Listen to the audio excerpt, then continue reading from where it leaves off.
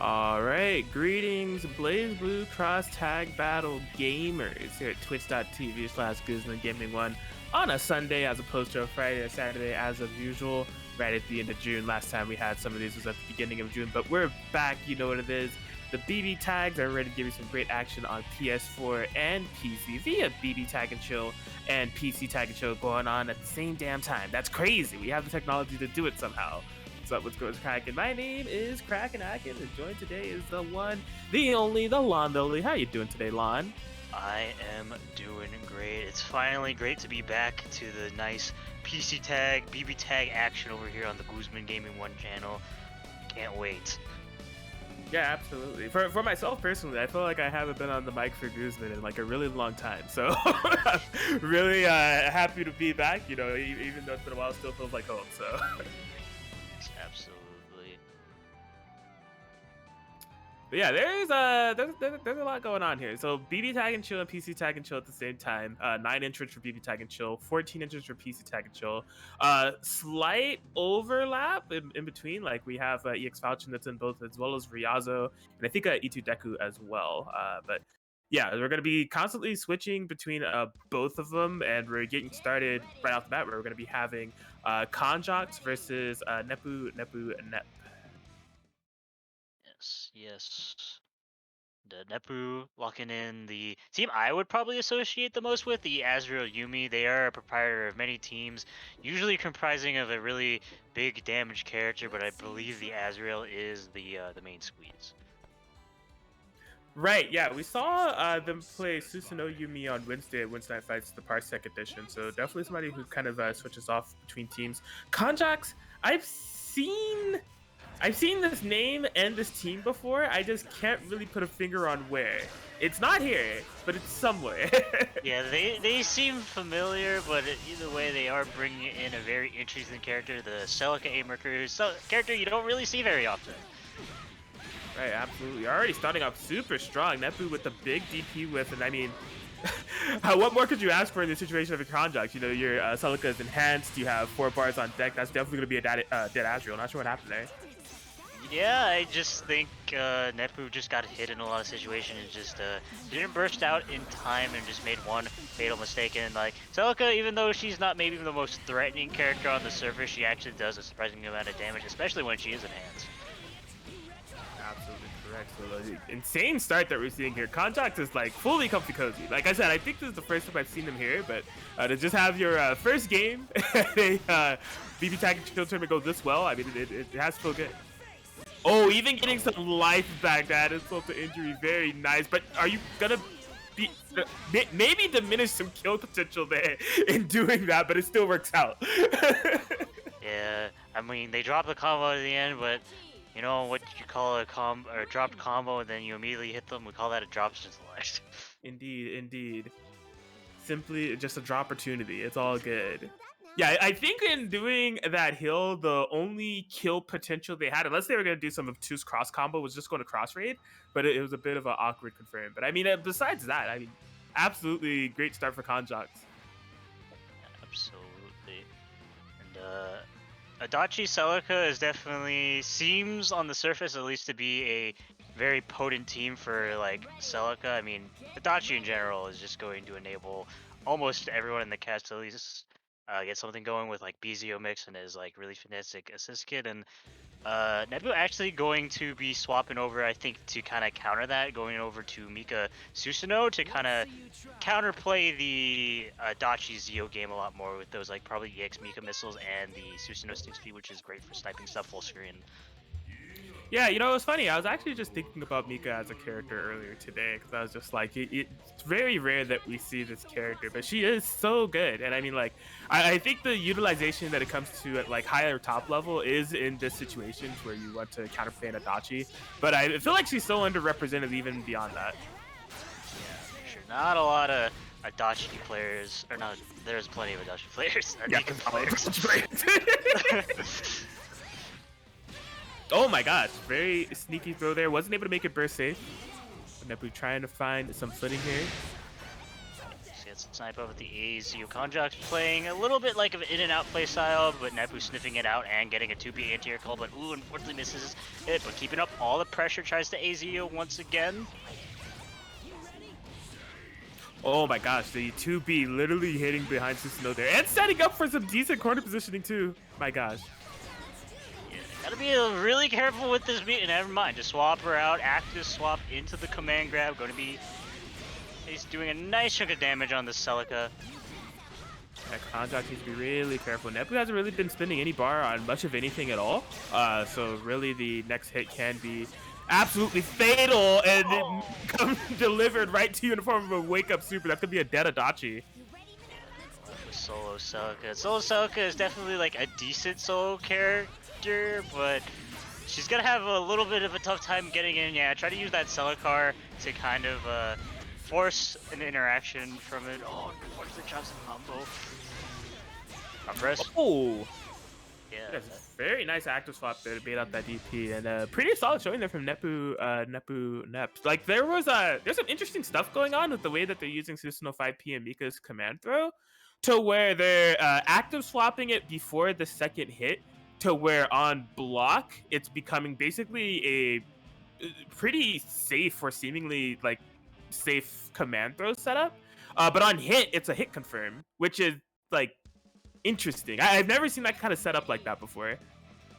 Yeah. It's definitely very interesting. Interesting enough to make Konjak actually swap over to Jin, which I mean it's basically their player card. So for all I know, this is their main team question mark.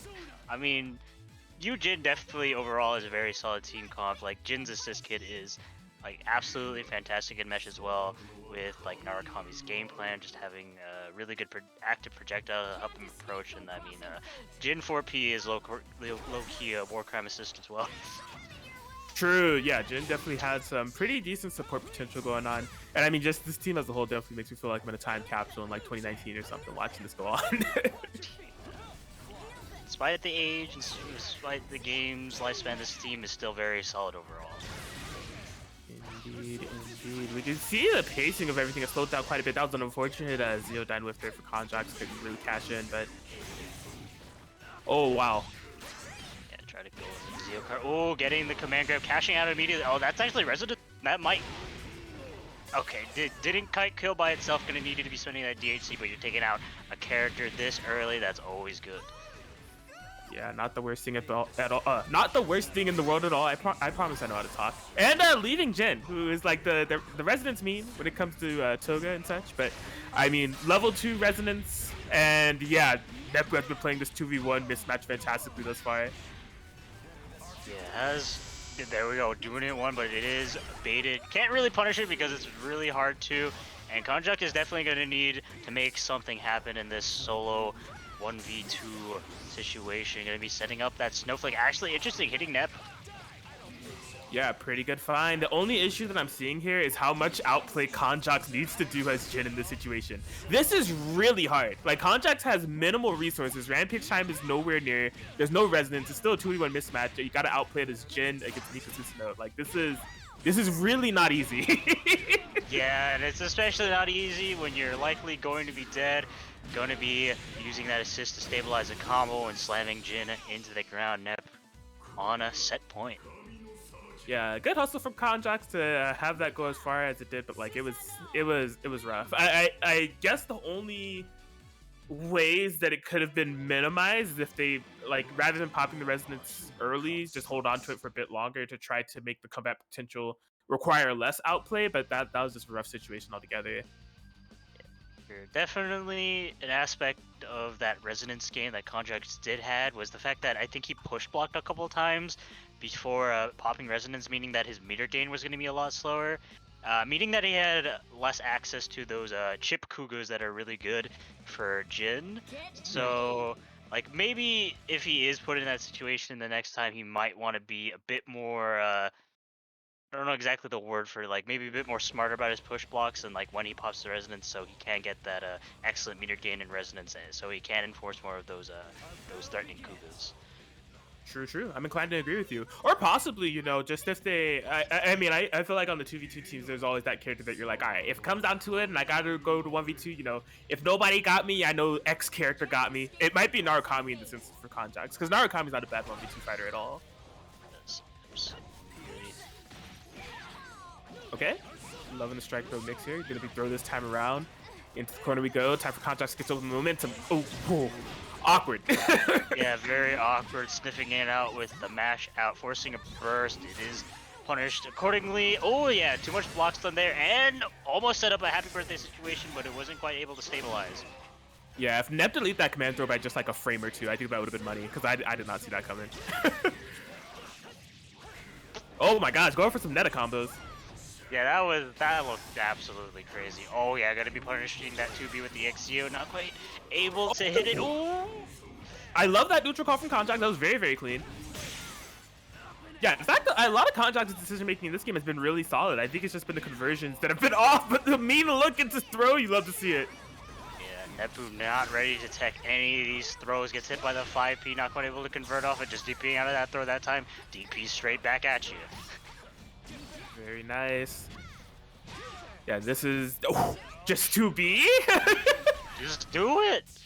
Yeah, Nepu's resonance is running out, but gets a command grab towards the end of it. Gonna be tapping low. Didn't quite bait the burst, but oh, and finds the anti-air 2B. Gonna be cashing out in super.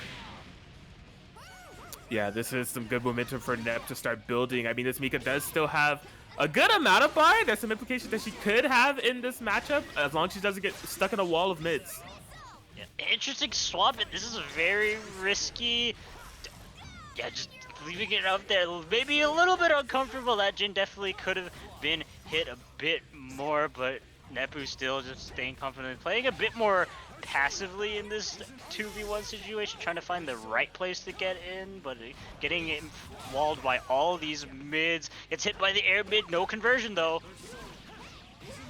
Oh, okay. Yeah, able to finally get something out there and get this Mika down, and Conjax is tied it up 2-2 between him and Nep.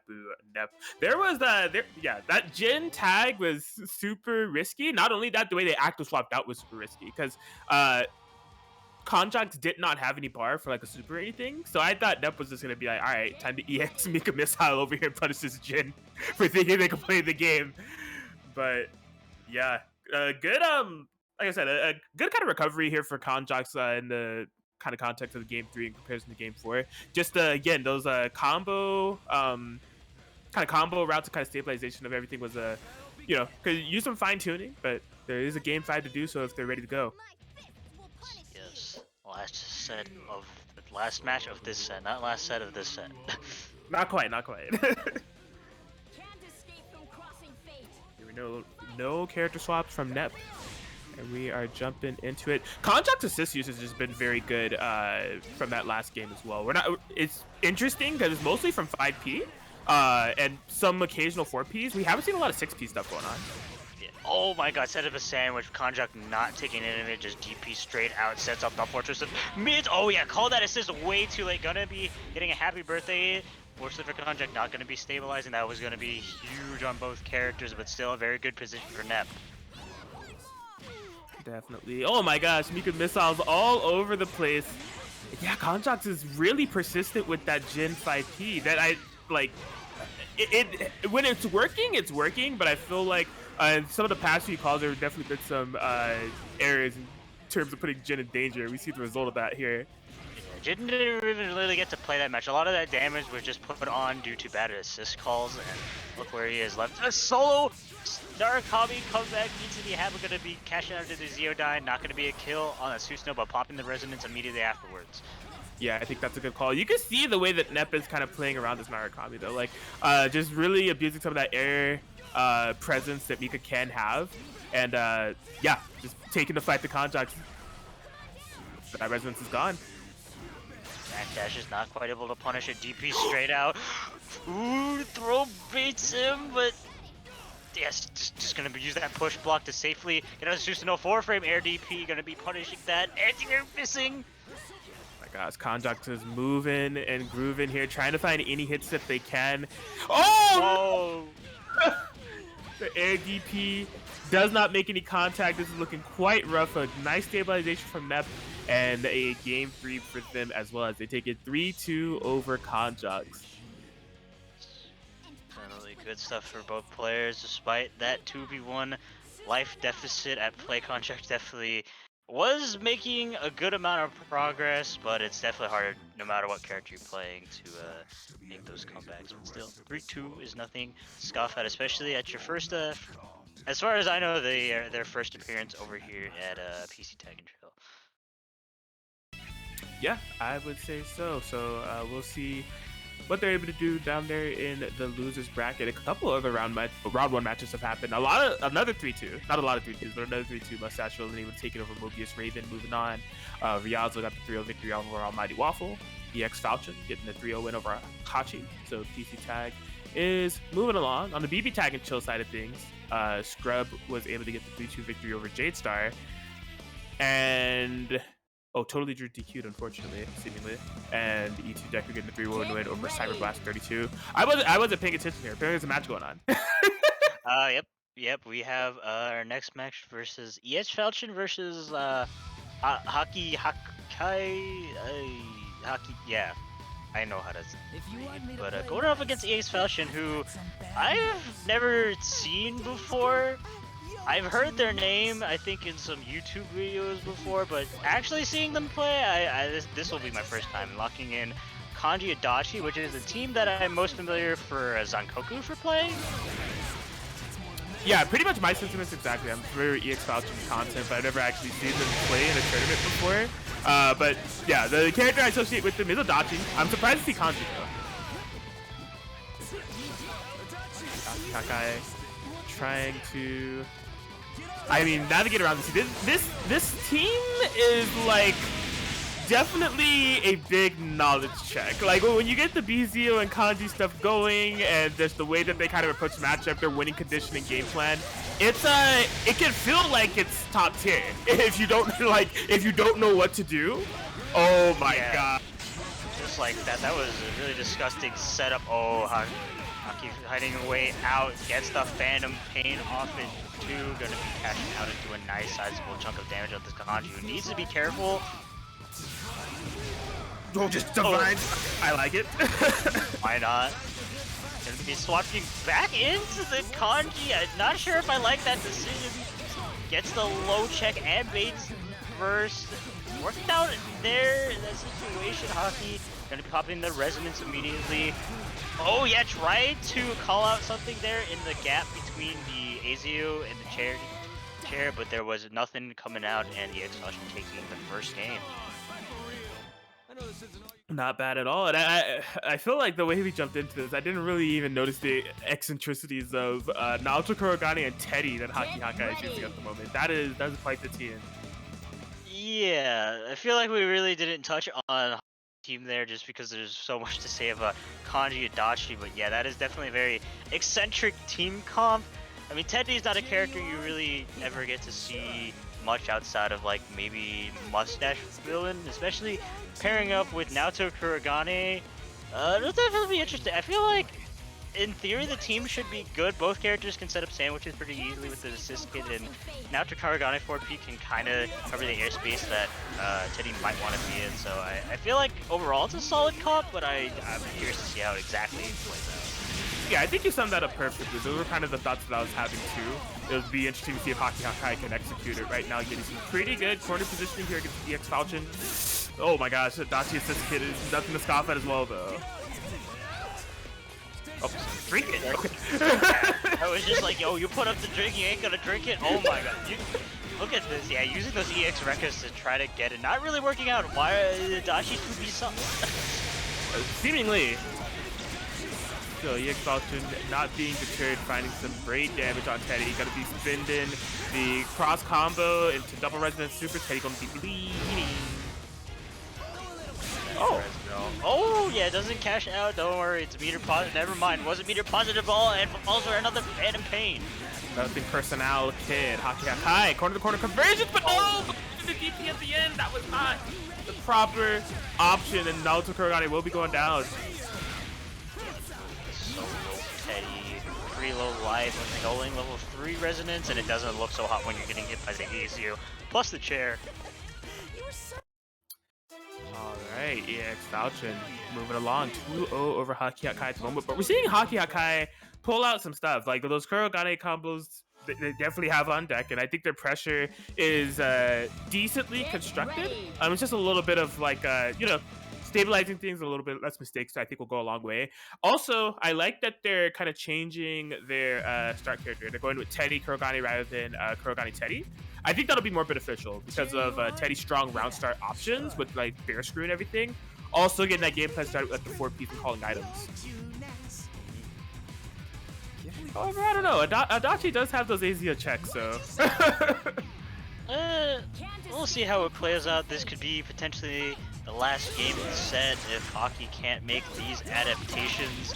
Oh, but it looks like, get Sandy here called, but doesn't quite get rid of that. I don't even know where Teddy was. Yeah, no idea. That situation was actually insanely terrifying. Like, if he came down with a jump C actor swap, that's a guess. That was gonna be so freaking ambiguous. Like, yeah. Oh my god. Yeah, who cares if Omada's just gonna be grabbing at you? Here it comes. Snatch you out the Why? What you not ducking for? Take jump. Yeah, that was a bit of a knowledge check there. And it looks like the Teddy will be going down off this. Might not even need to spend meter. Yeah, keep it all meterless. Yeah, fantastic conversion there from EX Falchion to stay meter positive, but Hockey just firing right back. This should be a dead kanji, and it is. Yeah, just like that, I don't even know what happened to that man's health, but he is gone. Yeah, we're stuck here now. Hockey, I'm loving the persistence on the rush down here. I cross under apparently. Yeah, that must have been a true block. There's no way in hell he blocked that. Gosh, oh my gosh. Oh! Okay. Oh my god, EX Wreck, just go in! Just gorilla man! I guess so. I mean, as much as I like the persistence on offense from Hockey, it is kind of diminishing their kill potential because they're only using the EX options to approach, which means like when you finally get the hit, especially EX Falchion on Resonance getting that health regain, it's not going to be super significant. Yeah, and EX Falchion finally sniffing out where to match on that pressure, and will be taking it 3-0 over Hockey.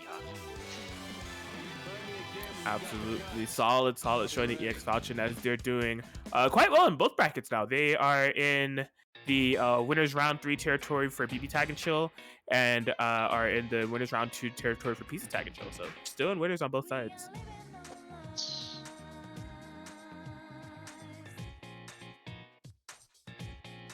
Yeah, solid stuff. Hachi, another player, or Haki Hakai, sorry, another player that I haven't seen at BBTAG and Show before, but I think they have like a decent mindset as far as like how they're approaching things. There's just like some decision making that needs to be fine-tuned a bit, but yeah, hopefully we get to see them again.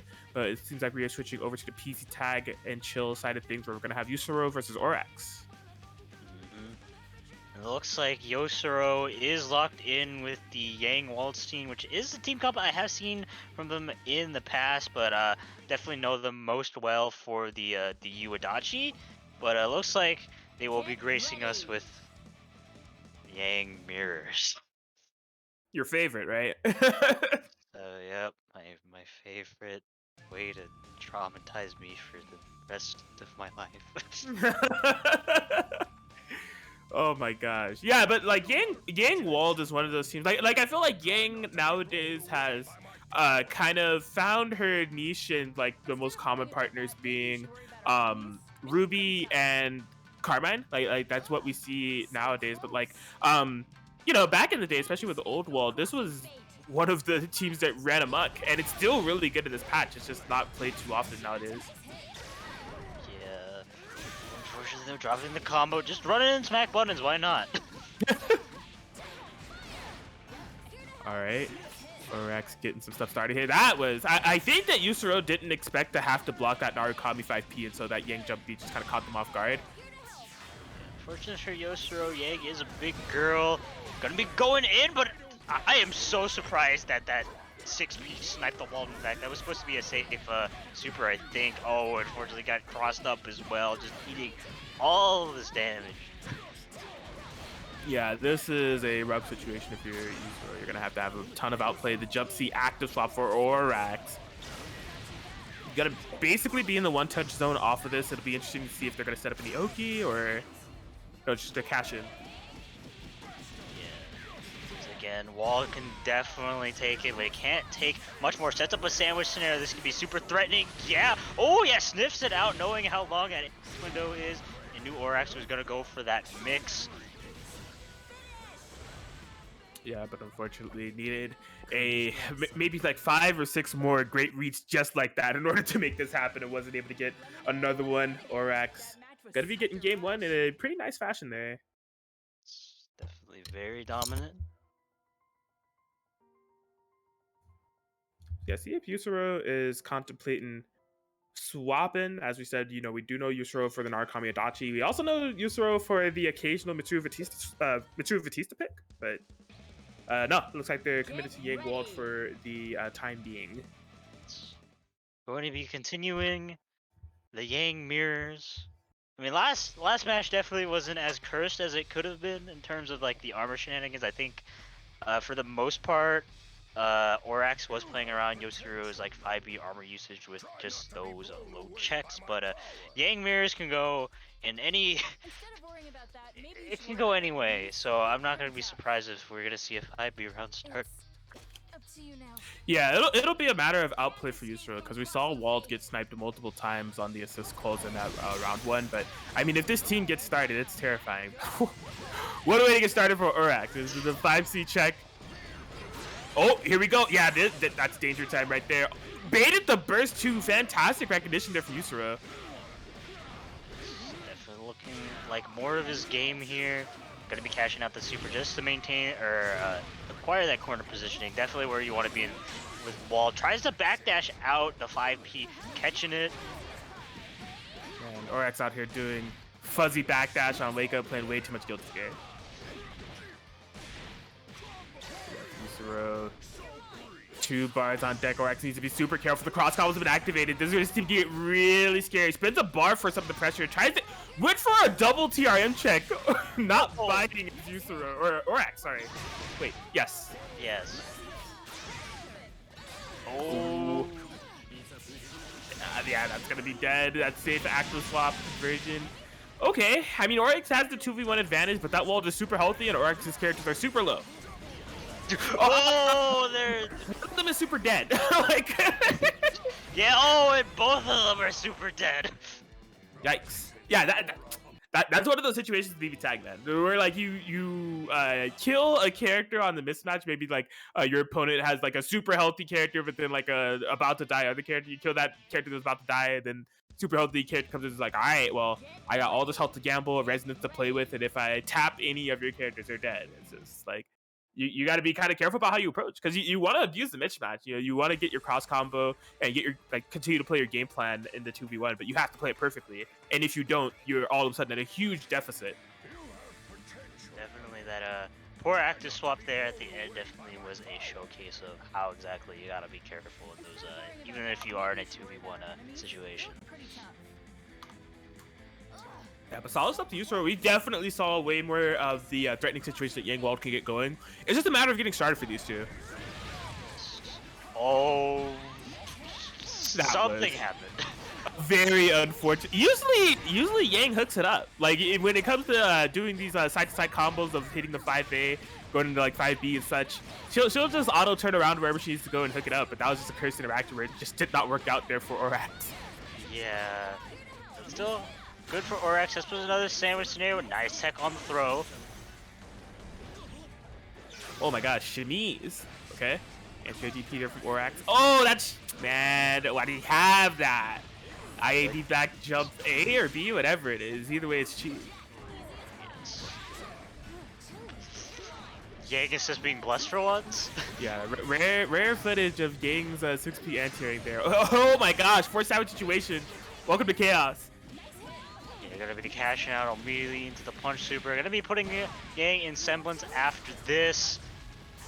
DP. Oh my gosh. I didn't even see Narukami come out. Orax still gotta be careful, yeah. Found a place to raw tag him out, so it's good for the game, but not good for the Narukami. Oh, I like the idea of trying to air dash over that Narukami DP. It's just that hitbox is too nice. Oh, no kill! I am so surprised. It just gets runs up and gets grabbed. Definitely. That is mom spaghetti right there for Orax. My gosh. Yeah, more spaghetti. Everyone is throwing spaghetti on the floor. Please do not trip on it. Yikes. And, man, yeah, those last 20 seconds are absolutely insane. I feel like Yusuro might have hit a button during the screen freeze for the super and it just got buffered in. But yeah, the absolutely chaotic last 20 seconds for Orax was able to manage to come out on top.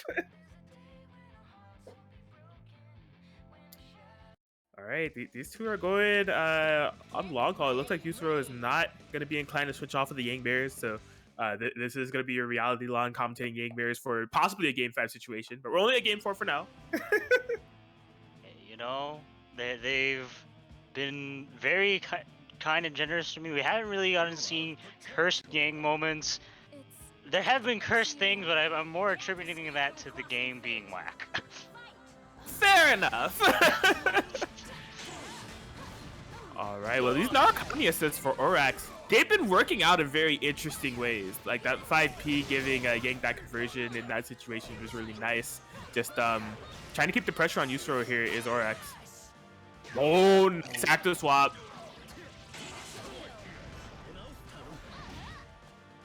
Yo. that had to be the tail end of that 4P. That was ridiculous. Block stun for days. Oh my god. Yang 6P attributing to the wall of mids. Quarter to quarter. Gets the overhead. No conversion, but we're still going. Give me this burst bait. Alright, 5 bars. Walled on the okie dokes. Time to guess. Okay? Able to survive successfully. Wow, that hit! Yeah, it's to the very end there, catching the Waldstein. Wake up and super, why not? Yes, that was a very nice call there from Yusuro. You know, on those safe, like on a safe jump or like a safe type of a meaty attempt, if you're grounded against a grappler, they got that 2 bars. You gotta be careful. Yes, that's what the sandwich now and just gets grabbed. I'm actually surprised there was no super immediately. Oh my god, no! This so much spaghetti, like on both ends. Oh my god! Oh my! Yeah, I was not sure about that combo, but just the chase down here for Yusuro working out, really just playing off a raw adrenaline at the moment. They need it. They definitely need it. Yeah, and Yusuro's Yang is in semblance, Orax's is not, so he's gonna get a bit more mileage out of his confirmed, but it doesn't matter when you're about to die. That is 100% correct, and Orax able to get a 3-1 over Yusuro. Orax will be moving and grooving in the PCTAG and chill side of things as they move on to winners round 3. Something I just noticed, I'm surprised that Orax is not in both brackets. I thought they might be in PCTAG and PCTAG and chill, but only in PCTAG and chill this time around. Yeah, maybe they just wanted to go in one tournament. I mean, hey, playing in 2 tournaments at the same time is it's not the easiest things in terms of like stress levels and just energy. I mean, so it's definitely not that weird, but yeah, I do know that Orax does also have a PS4 tag. Indeed, indeed. Well, yeah, looks like E2 Deku has joined the PC lobby. Yeah, that's the PC lobby. So we may be having E2 Deku and Mustache Villain, if I'm not mistaken.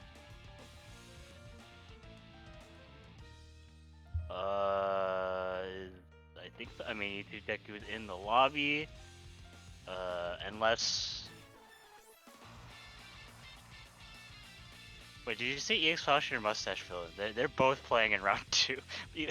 E2 Deku and Mustache Villain. I think so. Yeah, I guess we're going double dipping on that PC. Yes. But yeah, the villain, the doobie mustached, hopping in, immediately saying last one. It is not the last one, Mustache Villain. This is the first one, actually. Who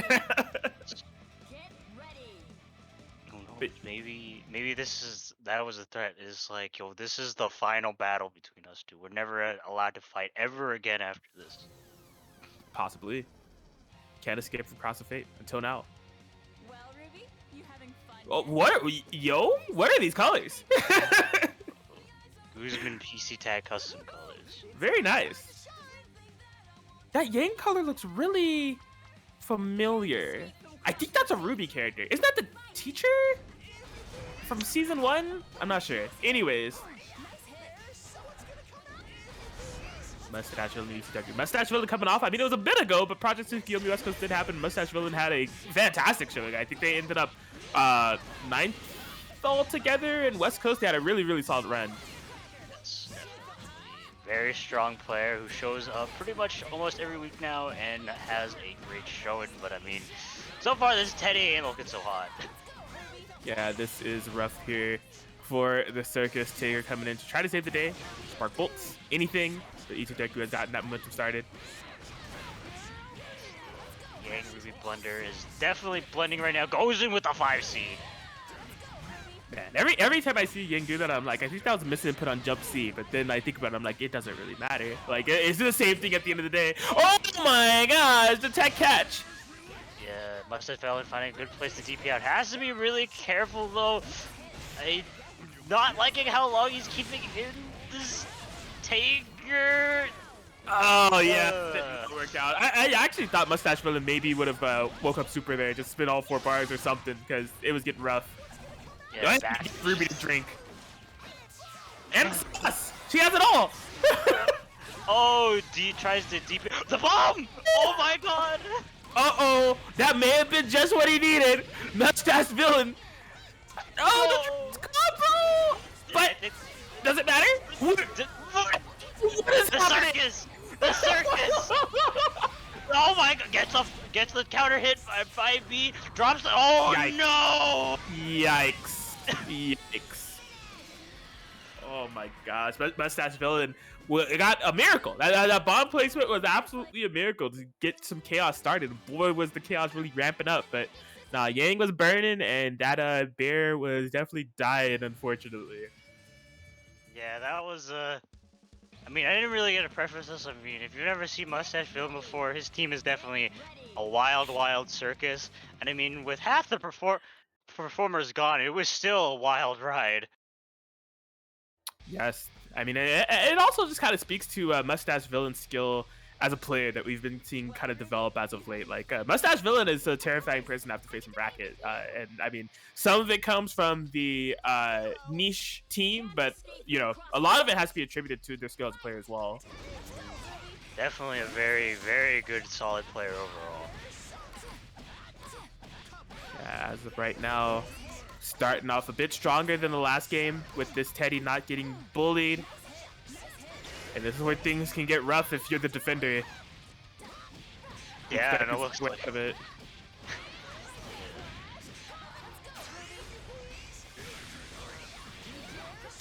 Oh my gosh. Okay, well, Deck is not in the corner anymore. The thing is, they still haven't really found a way to stabilize. The super will do some work in doing so. Yeah, after swapping back into the Tager, that Teddy definitely looking really low. Drops the combo. The Villain DPing straight out. Yeah, that is a DP setup. Didn't quite convert off it. Yeah, the missile kind of messed things up a bit there, but it's all good. Ooh! That was odd. Yeah, this is definitely the circus is still here. Okay, lots of spark bolts coming from Mustache Villain, and I mean, it makes sense. It's Tager's only neutral tool. Oh, and mix-up tool, apparently! Yo, shut my mouth real quick, my bad. That Teddy 5P, man, it's disgusting. It's the fastest assist of the game at 8 frames, and it crosses up. It's gross. Just a little bit unfair, just a little bit. Oh my gosh, barrel with Tager in front of you, that's a really, like, not okay situation.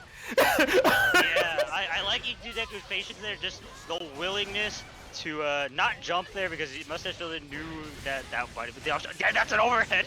Everyone gets hit by that at least once. Oh my gosh, Teddy messing up the confirm just a bit. There's a lot going on here. Some unfortunate drop from Mustache Villain.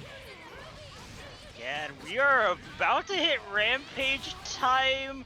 Okay, Didn't quite hit Rampage time enough to build that second bar, so the Taker probably will be living, but this is definitely good, I would say, for both sides. I was gonna make a comment about Spark Bolt. There is no longer Spark Bolts available. Yeah, I mean, the Solo Teddy did a lot of work last time. See what they're gonna be able to do this time around. Just stuck in the mix, can't find a way out. Sister is gaming at the moment. Yeah, didn't quite stabilize the corner combo, so gonna be debating that DP, and as long as there's some form of stabilization, yeah, going to be taking the second game.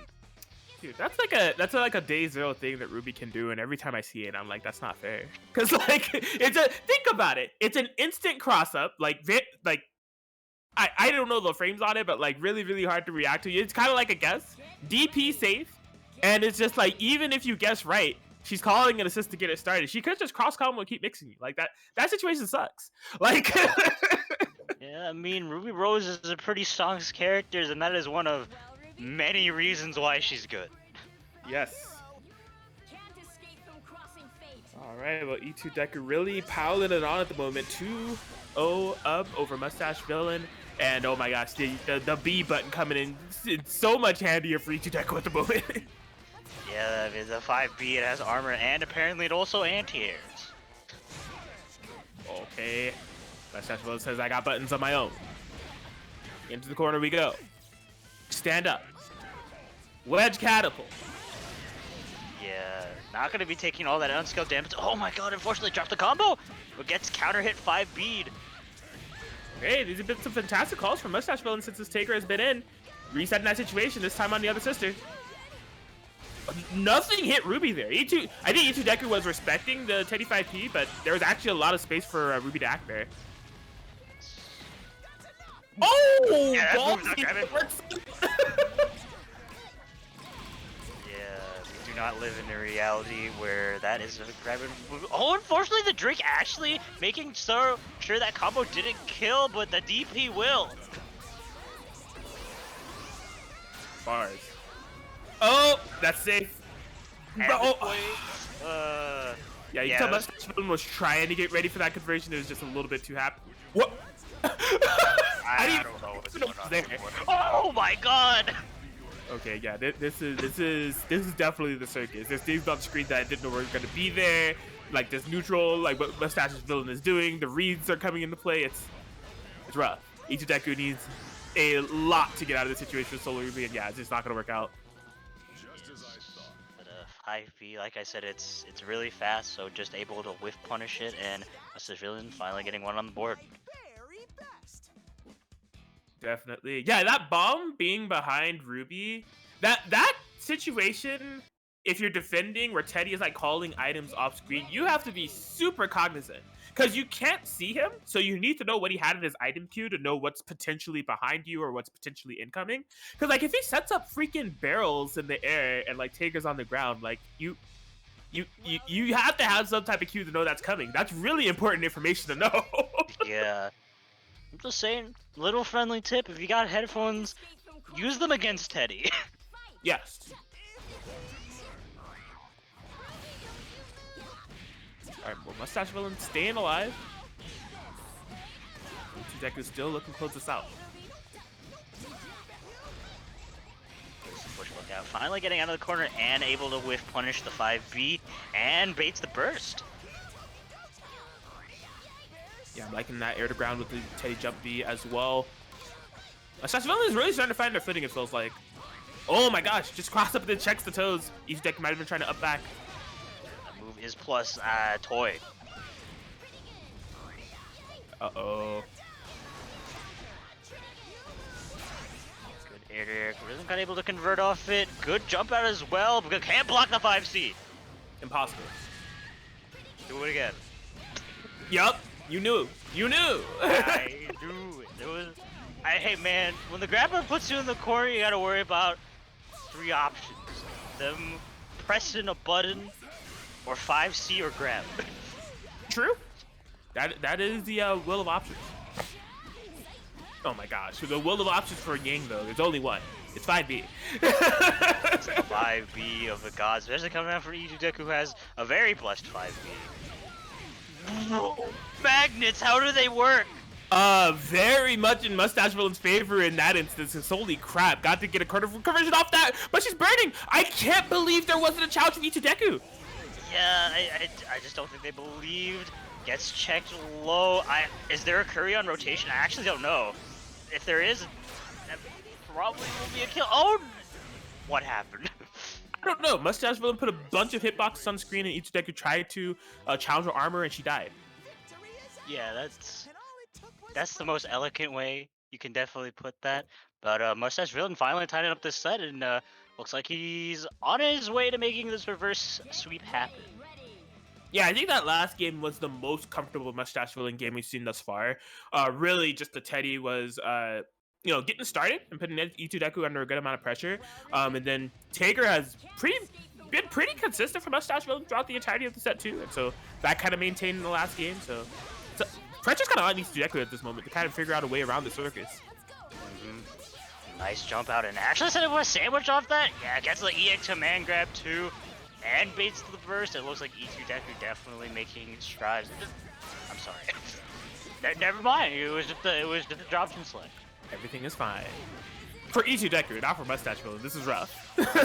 Oh no! But no station. Huge drop for Itsudeku. Mustache Villain gets Taker out of there immediately. I don't blame you. Yeah, just with that cross up. Teddy doesn't do a lot of damage, but if he's setting up the corner position, nice block on the empty to blow. Gotta check out the grab as well, but keeping up all that pressure. Sets up more plus ring, checks the toes once again. Yeah, that's been hitting Itsudeku a lot, and I get it. Like, I wouldn't want to take that Teddy pressure either, but it is starting to add up a little bit. The safe. Oh my! What is this? What is happening? I don't know. Mustache Villain, items, sauce, curry. It's all here. Everyone panic! Everyone panic! I don't know what's going on. Mustache Villain with the most precise calculations of balance between head ass and genius. This Tager is like about to die, but he doesn't care. Oh, cross trade to get Teddy in. And what has happened to this match? He's burning Teddy. Items though. Something is happening in this video game. Sets up a sandwich scenario. Oh my god, wasn't aware of the barrels. You gotta listen to know what's about to happen. That's exactly what I was talking about. Those hidden items are so good. Don't let her drink it. Oh, no. Oh, Ruby buttons. Swapping back over to the definitely has to be really careful. Gets another drink for his troubles. Tries to go with the twinkle toes. Sets up the CC. Has to be really careful. Oh my, what? No. Everyone panic. Oh my. Okay. And there it is, teleport plus assist. Why does she have it? Who knows? She's had it for years, and Itsudeku has been able to utilize it fantastically to make sure Ruby Yang comes out on top and get the 3-2 win over Mustache Villain in what was a very chaotic but hype set. That was something else going on at the end there. Yeah, just the Mustache Villain was starting to find that groove of being able to get those It just comes with the mastery of Mustache Villain and their team, and like the comfort level of like going off screen, calling those Teddy items, knowing what's coming, even when they call the 2, and then having Tager act respectively for that, or Teddy act respectively for that, and like putting on the proper amount of pressure or taking the right hits, like if they know they're going to be counterpoked for the interaction they have, having a combo breaker item behind them or in front of them that's going to like, influence things. So we saw a lot of that happening. It's just at the end of the day, it didn't work out as well as Mustache Villain would have hoped, but a great set nonetheless. Absolutely. And it looks like Itsudeku is not out of the fray.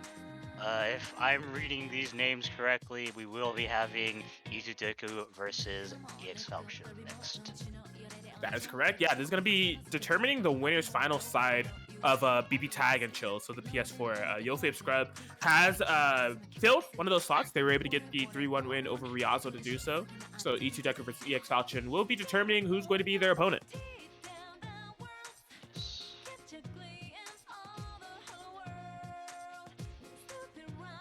So yeah, I mean, we jumped from like, I feel like we've jumped from one circus to another, right? But it's like a different circus on the other side of town with some different morals like that. Rather than, a giant robot and a inflatable bear, we have a Crick Detective and crazy chairman. Yeah, definitely a different brand of humor. A lot more darker and a lot more I don't know exactly what the word, but it's definitely spooky. It's got Toru Adachi on it, which is a I don't know what to say. The circus joke is it's really hard to work off of. I don't know. It's okay. The bottom line is it's threatening, and like it's not the most common comp, so it's always gonna be that. And I think that's really the big question when it comes to fighting a Dachi Kanji. It's like how ready are you gonna be for it? Like, Yeah, similar to like Teddy Tager, there's definitely a lot of setups with this team that'll knowledge check you to see if you know how to deal with them. okay, this XP call, I guess EX Falcon is taking the opportunity to try to push Ruby to the corner. But I mean, she got teleport, she got movement all over the place. That's been the constant thing there for EX Falcon, just not really going for a pick up 6P and rather just taking corner carry. It's interesting. Yeah, empty jump, overhead, goes in with a command grab the grapple. I'm grappling myself, actually. True. Oh my gosh, this pressure is really piling on. I'm surprised at EX Falcon's willingness to keep this Kanji in for this long. Oh, it was just to find the proper time to tackle him out. I see. Yeah, definitely getting that first save corner carry setup. My gosh, she just armored through the sandwich setup. That was a clutch 5B call there for BBTAG to stabilize that situation. 5B still. Yeah, nice jump out of the command throw. It has to be careful with this Kanji. Can't eat anything, and it looks like he'll be eating a grab of his own. Did it cash out of the super to keep it all burst safe? That was very opportune there for EX Falcon. Unfortunately, still didn't find a way to get Kanji out of there. And yeah, the definitely payout for that for each deck is a dead character. Only has to worry about this Adachi now, but EX Falcon is smooth, and this should be a dead Yang if we spend the proper resources. Yes. Yeah, Adachi combos, they can go on for quite a while. Absolutely. Does the BZO? But yeah, just delay the incoming. Try to get a throw or a DP or ADP, but it was like, nope, I'm just going to run at you. Cross of JB. EX Falcon, the solo Adachi, schmoovin'. I hope he killed. I'm pretty sure that will. The cross slash super does quite a bit of damage and will be taking the first game.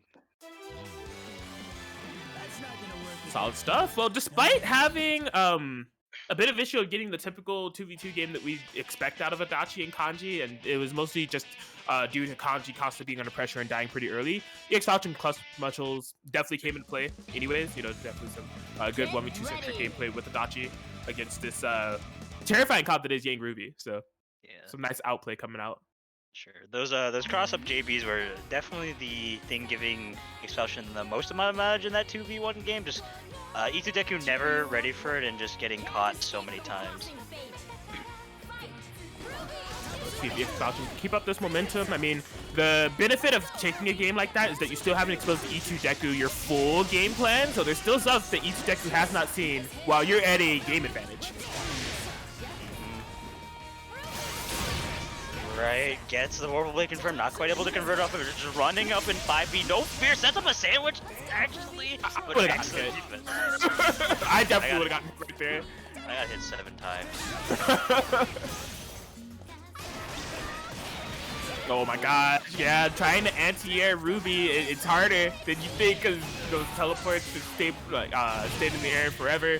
5C, Kanji again, on the fritz, like, Falcon needs to find a way to get Kanji out of here. Yeah, the Ruby button's definitely helping Itudeku keep up all this aggression. He's still keeping him in. Gets the 4-8 mash though. He can't really safely swap. I mean, there's so much confidence being played on this man. This man has the hugest. Oh my gosh. I guess just the patience and willingness to outplay with Kanji definitely paid off there. I think Itudeku was like, yeah, if I run a DP, they have to want to get Kanji out of here. So if they raw tag, I win. If they throw, I win. Well, no matter what they do, I win. But EX Falcon was like, well, not if I block and I don't care. And goes in with a wake up super, not gonna be punishing it, but sets up a BZA situation. But yeah, definitely in this 2v1 scenario on Itudeku side, you definitely imagine you want to be preferring the Ruby in this situation.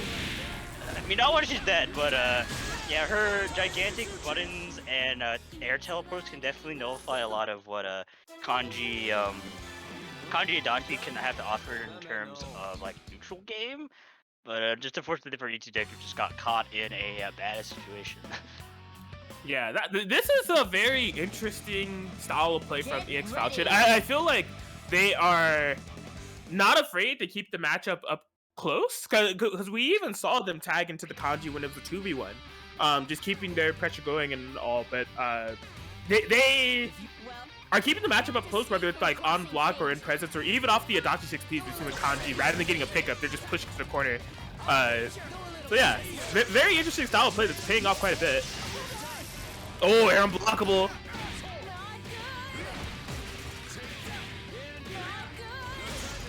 Here we go. EX Falchion is definitely getting things started here. That was almost ridiculous. Just needs to delay that quite a bit to make it a true throw. Finally getting something going, spending some EX just to get a little bit more damage. Oh my gosh, this is the second time we've seen this hit. Empty jump overhead, you expecting the low nats high, and it's a command grab too. It's cheap. Kept it all burst safe. Unfortunately though, drop the combo doesn't matter. We still got those dropping slots. Yeah, EX Falchion is just the persistent blender here that E2 Deku is setting up. Yep, able to get out of that active swap situation. E2 Deku. Definitely in the most comfy, cozy position they've been in throughout the entirety of the set. Yeah, definitely has a really sizable life advantage. And yeah, every time EX Falchion tries to go for these active swap grabs, E2 Deku just jumping straight out. Not the hugest punish on them, but still very good awareness. That situation sucked. Because, like, they took the throw, but if they had, like, up back, they would have had to take the PZO, and Kanji on the sandwich pretty much had a guarantee they're unblockable. Now they have this happy birthday. A bit of a... And I think that's a bit of a dead Adachi, too. Yeah, definitely would have been good to kill off that gang, but just a little bit too much dip on the chip, left in another 2v1 scenario, but this time with the Kanji. Ooh! Alright. EX Falchion. I want to see some harness of the critical existence failure power here at the moment, trying to bring the set back. I don't know if we're going to be able to see it, though. E2 Deku just might kill. Yeah, I think so. Single target DHC is definitely going to be sealing out the deal. There it is. E2 Deku staying alive. It's 2-1. And again, yeah, that was definitely the most, that was the most, as I said earlier, comfortable game that we've seen from E2 Deku thus far. There's definitely been kind of some EX Falchion momentum dictating of the pace that we've seen in the first two games. And it hasn't even been, we're starting to see a little bit more of the sound situations come through, but I think it's just been a lot of outplay for the EX Falchion that's been kind of working to their advantage thus far.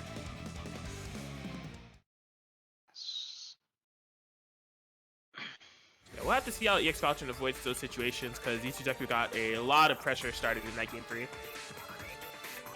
Definitely can maintain that momentum. The reverse sweep is possible, but still, Falchion does need one more. We'll see how this goes in this next one. Alright, we're seeing the 6P calls up from EX Falchion. Active swap from E2 Deku that works out. Ruby 5B will always be blessed, no matter where he goes in with the empty jump low, making this Kanji definitely bleed, forcing out a burst.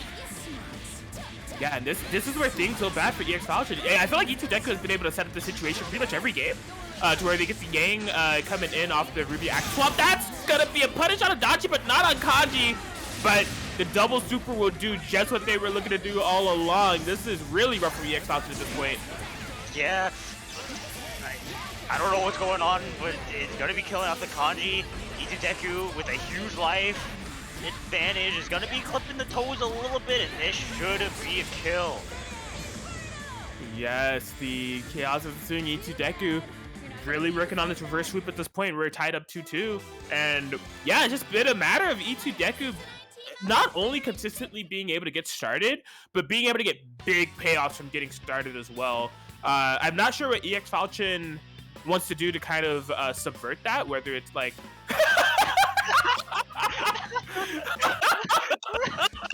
a cry for help. If anyone can help out EX Falchion, please, because man. I've had so many traumatizing experiences. This tiny little scythe girl has been breaking all my sandwich scenarios. I don't know what to do. I need help.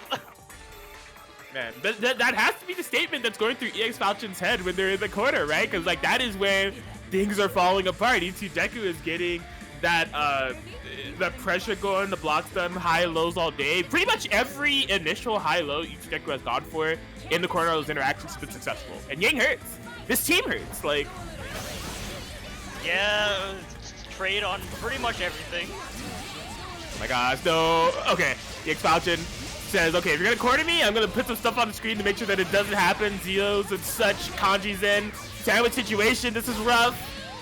Probably expected a cross up there. Oh, unfortunately, though, dropping the goal goes in with a 5C. Yeah, E2 Deku has consistently jumped out of that, ready for those throw active flops. Cheat. Yeah, just gets out of that situation. Fortunately, isn't able to convert up, but it's okay. The Buzzsaw, once again, not converting off it. EX Falchion, like, still back to upper once again in this corner and gets command grab. This is where things get rough. The command throw active swap, even a burst bait built into it. Kanji dying, Kanji not able to get out. Skullgirls is imminent. All right. Solo Adachi is in here. All fate of EX Falchion's winner's side run is in the hands of this grimy detective. Getting bullied here at the moment by Team Sister. Into the corner we go. Cross combo activation. Resident supers galore. Bunches of punches. And the alley up to my sister, and it's all in a day's work. Reverse sweep from E2 Deku, able to take it 3-2 over EX Falchion. Somebody help him out. Help! Help! My man's is definitely gonna need some help after that reverse sweep happening. Come on, let's go find them. I just feel like as the set progressed, E2 Deku just naturally was more aware of what EX Falchion wanted to do when he did get going, and just found the right calls at all the right times, and just was able to escape all the scenarios, and not only making a lot of good defensive decisions, but also making an excellent offensive decision, catching EX Falchion in a lot of spots with those command grab, those lows, those overheads that can be so threatening with this team comp, and just making sure that if EX Falchion's in the corner, he's going to be staying there for quite some time, and we just got to see the full fruition of that in those latter sets from E2 Deku, so definitely good stuff to him. I blame the twitch.tv/Guzman Gaming 1 viewer base for not helping EX Falchion. They clearly put out a cry for help in Game 5, and we all just watched. It's all our fault. We all have to bear that guilt. Yes. But yeah, see the way PCTAG and Chill is moving along. It looks like we have the PCTAG and Chill Classic coming right up here. That's up David and E2 Deku. Yes, E2 Deku, man, he's being put through the blender. He had to punch through Mustache Villain. He had to punch through EX Falchion, and he needs to punch through an old foe, and that's Scrub David. Yes, and this is for winners finals qualifying match, which would, if E2 Deku was able to be victorious here, that would put them in winners finals for both brackets here. Definitely guaranteed third place positioning for both tournaments. That's pretty damn good. Yeah, I'd say so.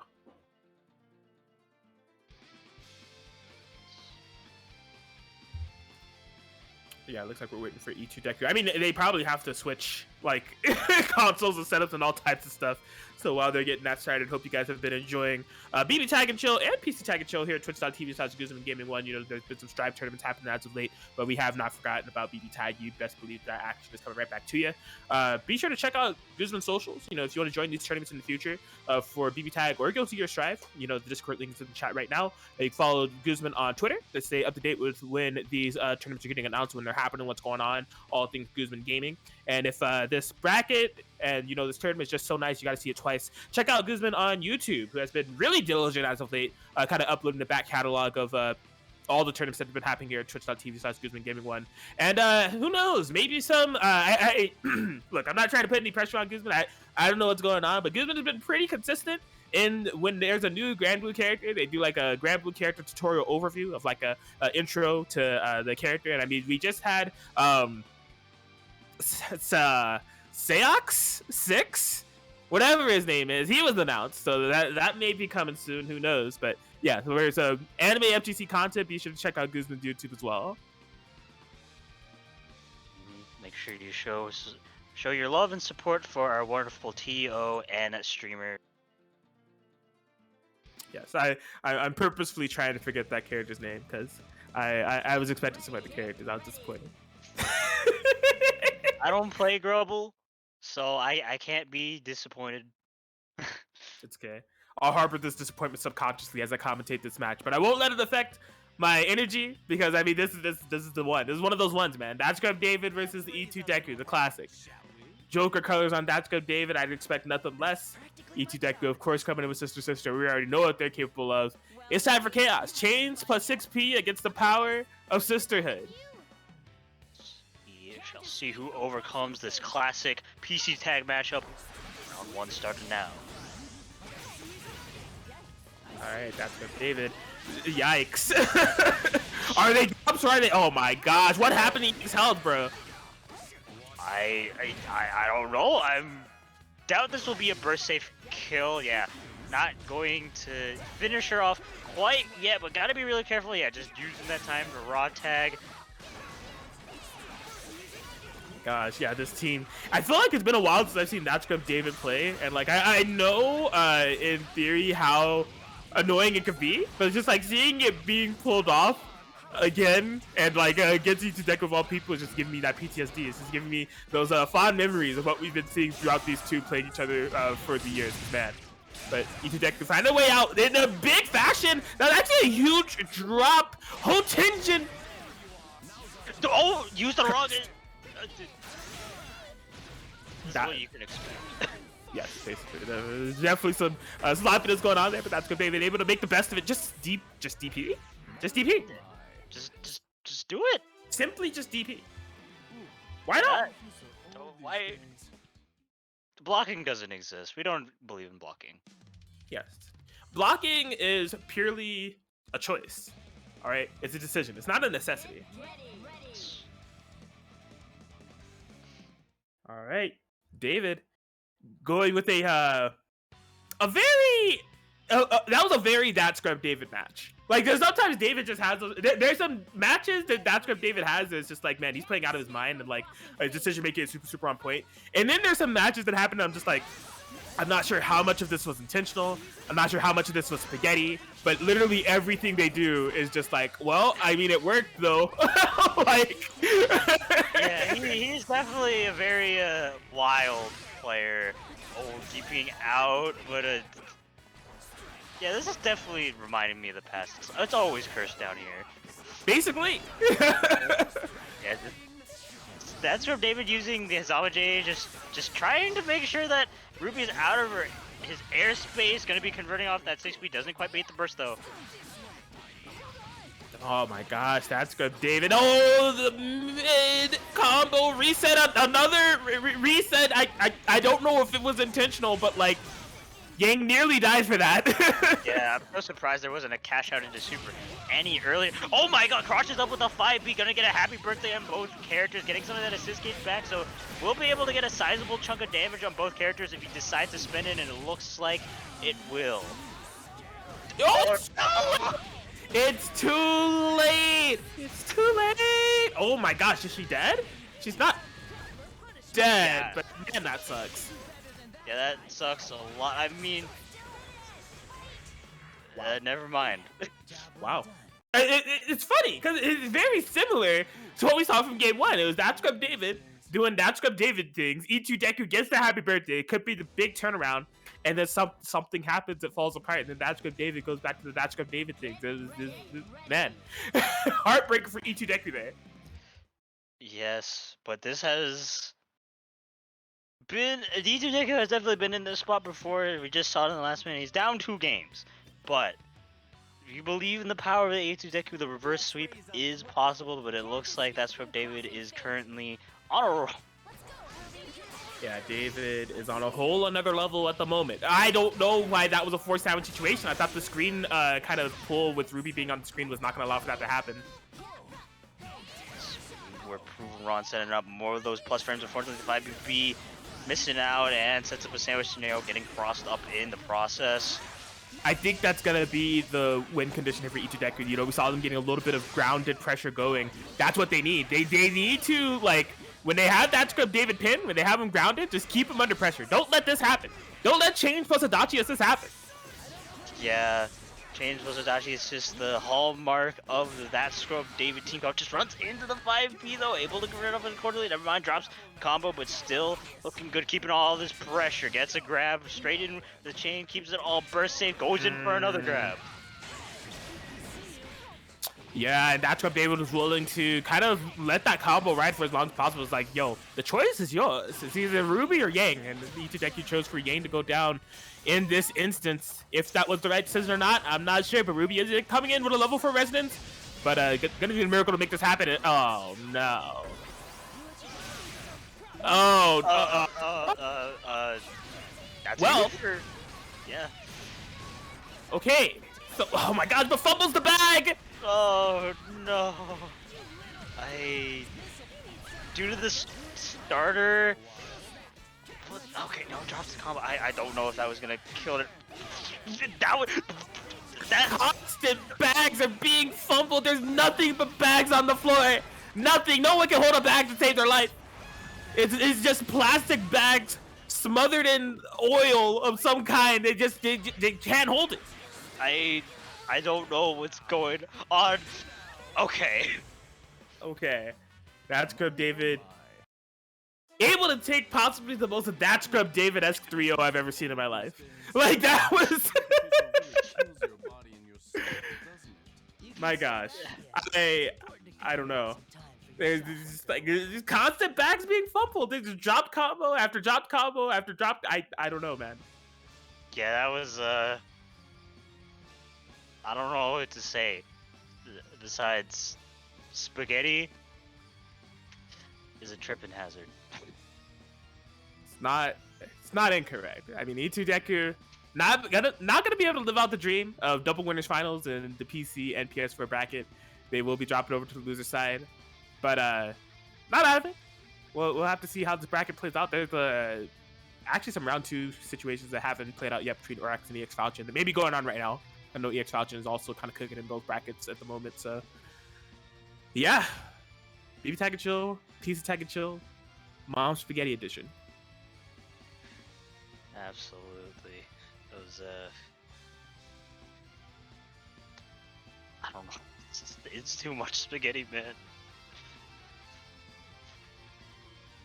Okay, maybe I need to refresh my bracket because Jurassic Jack has joined, but Orax and EX Falcon hasn't been reported, at least on my end, so I'm not sure what's quite going on.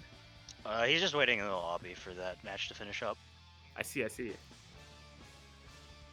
Well, yeah, Jurassic Jack just coming off of a 5th place finish, if I'm not mistaken. I think it was a 5th place finish at Round and Rumble Cup, Florida-based offline event that happened just yesterday. Actually, it was pretty cool to kind of see a lot of players that we've actually seen around here. You know, Raza was in there. They ended up taking the entire thing, and we saw Mike J, who we've seen around these parts, if I'm not mistaken, in the past. Totally Drew, who's actually was in this bracket, unfortunately, at the DQ. So definitely shout out to the Florida scene, but we will be seeing one of them that was a part of that top 8 Jurassic Jack playing soon. That Yosuke Yumi going to be going up against either Orax or EX Falcon. And I think that was Jurassic Jack's first offline event. And so to kind of place that high was definitely impressive in its own right. And like just from watching the matches, I think it was, you could tell that Jack was nervous, rightfully so. I mean, I still get nervous like all the time. But it can only go upwards from here, you know, the more experience that Jack gets. Definitely a player to watch out for when these offline events are kind of coming back into the fold. Definitely a player that is very proficient on their main team, the Yosuke, aka War Crimes Incarnate. True.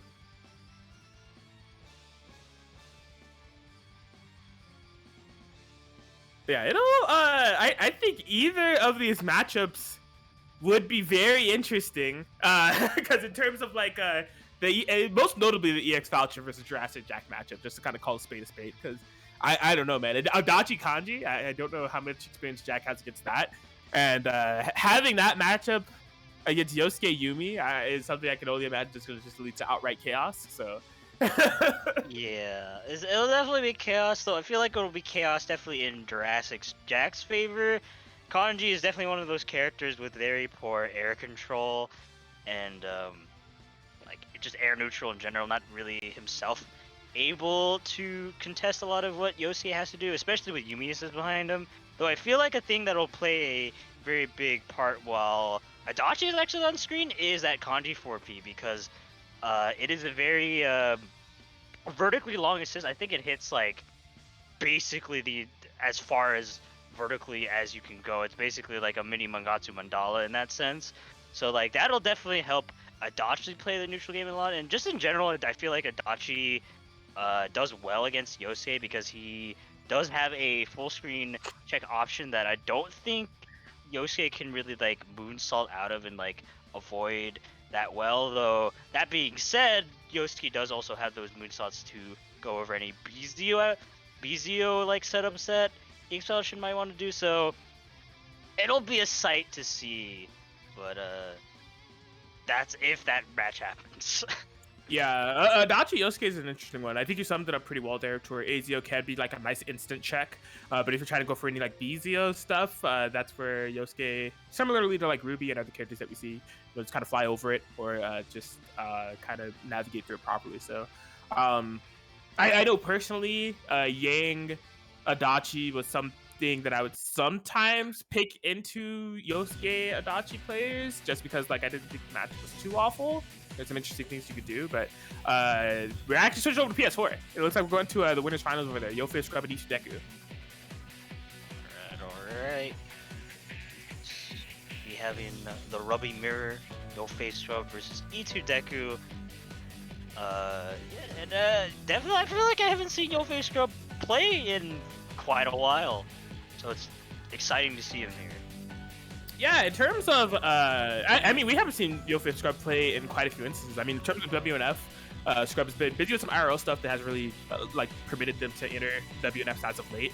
And then in terms of just Guzman tournaments, like, I don't know the last time we've seen them here at all. So really kind of excited to see them come around and play and make it this far. They haven't been on stream for the majority of their matches. I mean, we've been cycling through a lot of matches on different platforms and such, so it makes sense. But yeah, winners finals territory, Scrub here in full motion. But in terms of the person who's been playing the most amount of matches, possibly like the most fired up, is definitely Ichideku. Ichideku has been in both brackets, just playing probably the most amount of matches of anybody that's entered in either bracket at this point. Like, so it'll be interesting. Like Little Caesars hot and ready, Ichideku versus a cold killer Yosuke Scrub. Be a hype set to watch. I think should be ready to go. Yeah, never allow me to call anyone a Little Caesars hot and ready anything on commentary ever again.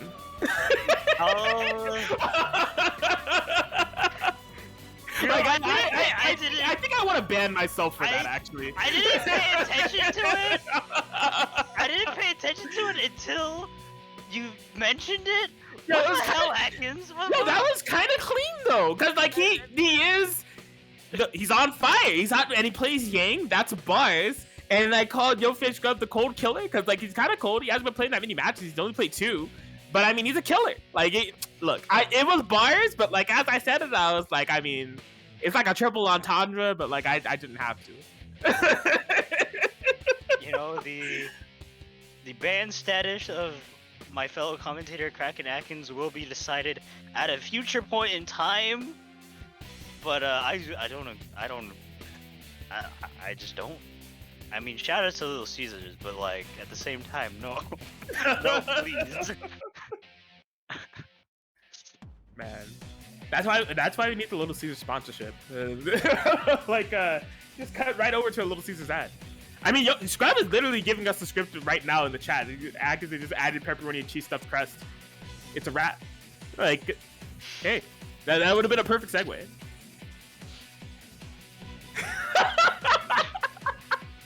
Look, guys, I'm sorry. I'll never make a pizza pun on commentary ever again. My apologies. Yep.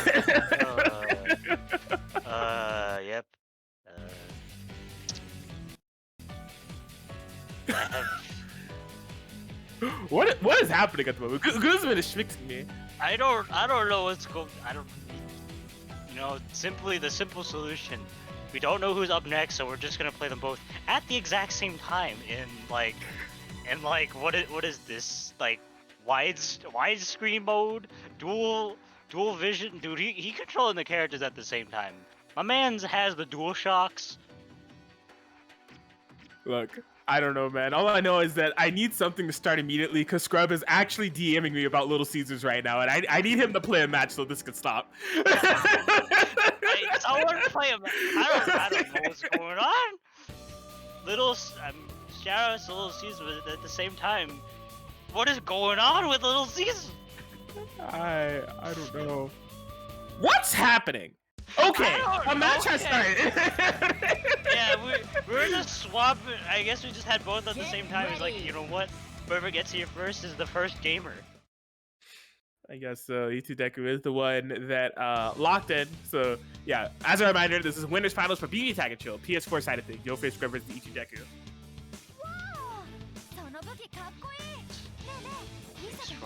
He's still DMing me. He's about to play a match too. He's still messaging me about Little Caesars. Hey, I swear to God, if he gets hit, round start. Okay. We are playing the video game Blazblue Cross Tag Battle, sponsored to you by Little Caesars Pizza, hot and ready pizza, stuffed crust pepperoni. Look, he deserves everything that's happening to him at the moment because E2 Deku was getting started. Oh my gosh. What? E2 Deku getting a taste of his own medicine with those ruby buttons. What? Chaos. Ruby DP reaching higher than it has any right to, based off of the animation of it, but who cares? Ruby Pivot. I swear to God, when Strive came out, they shadow buffed that. Could be. I mean, man, it's just so deceptively good. Oh. She's burning though. Burning gold. I'll hold that. There is the gap there. Going to be swapping over to the Ragna. Yeah, definitely a very dangerous situation there, but fortunately Yang still living to see the light of day. Okay. Yeah, tried to go for a throw bait. Yofish Scrub was not biting, but then came down with an empty jump throw. Yikes! Wait, Yang's blocked? Oh! Ah! Couldn't quite kill off the Ragna left in this 2v1. Okay, E2 Deku stuck on solo Ruby, finds an air-to-air hit. Yeah, not the greatest conversion potential in terms of possible damage, but good for momentum, right? Scrub's Ruby is now low, but Ruby buttons are found of his own. Scrub looking to make this happen. Quarter conversion. Ragna. Not kill. Yeah, not gonna be a kill, but that is a lot of hit him with the Oh man. Almost felt like offline there. In fact, I think what happened is that E2 Deku up-backed and blocked that Lahidi successfully, but they wanted to duck the second hit on their landing, and they did not have enough frames to do so successfully. So they got like kind of pseudo-fuzzied, if I'm not mistaken. That was weird. Yeah, I think that's what happened. And yo, my man's just trying to sell you a Little Caesars pizza in Twitch chat. E2 Deku, for the power of all that is holy, and for the power of Domino's Pizza, I'm going to need you to get this run back against Scrub right now. All right, I need you to get him to stop typing me on multiple platforms. Hell, he might have Twitter DM'd me at this point. I don't know. Stop having this.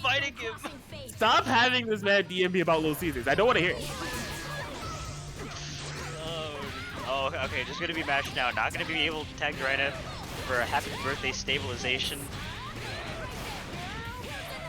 Okay. Deku. Plus frames. I'm pretty strong. Okay, block on the 5C. Bam. Oh, they moving everywhere, getting a 5B hit. My DMs are in shambles. Anyways. I feel like there was a disgusting mix there, but all I can think about is Little Caesar Pizza. There's multiple people following the scrub ideology here at the moment of DM Atkins. What? I don't know what just happened. Is she dead? I hope so. The power of Domino's Pizza, please. That's 7 points. Not No, not quite. Okay. Deku has momentum. Needs to be careful if they lose it though. That Yang is kind of low. But oh my gosh, what a way to tire out. Yeah, Scrub has just been put in this blender, and there seems to be no way out so far. Goes in with the entry to the low and gets frame track. Braga is going down. Definitely the character that Scrub wants to have in the 2v1 situation, but Ruby still not a bad choice. Oh, the whiff on the throw! And oh my god, that's super pivotal. Yang gotta be going down for that mistake made by Itadeku. Yeah, that throw is in fact duckable, so just gonna be left in the Ruby mirror. And Itadeku is definitely in a more advantageous scenario. He has level 4 resonance and quite sizable life lead. I mean, Scrub right now off that overhead is equalizing it a little bit, forcing Itadeku to pop first, or not the resonance. Oh my gosh, but the anti-air Scrub, the aggression at the moment has just been staying in, going full crazy bread on the interactions. Oh, but just comes to the full stop right when necessary to bait DP and Scrub up 2-0 against E2 Deku here at the moment. Unfortunately, oh my gosh. Y'all need to stop. You know who you are. If you can hear me, you all need to stop. Whatever fate you guys have. You know, actually, I mean, I guess it's your fault for bringing up the Little Caesars hot and ready pizza. Look bad. It was a good putt. I really want some pizza right now too. Not gonna lie. It's been a minute since I've had some. Someone grab us a sponsor. We're definitely gonna need it, considering how much we've been talking about Little Caesars Pizza. This entire set has had an advertisement for Little Caesars Pizza. Like just before the set, mid set, after the set. That 4P is pretty good though. Not bad at all. It's the corner we go. Force out situation. Oh, tried to call out the up back, but just a bit too slow on the call. Scrub gonna be able to escape successfully. Get some pressure started of their own.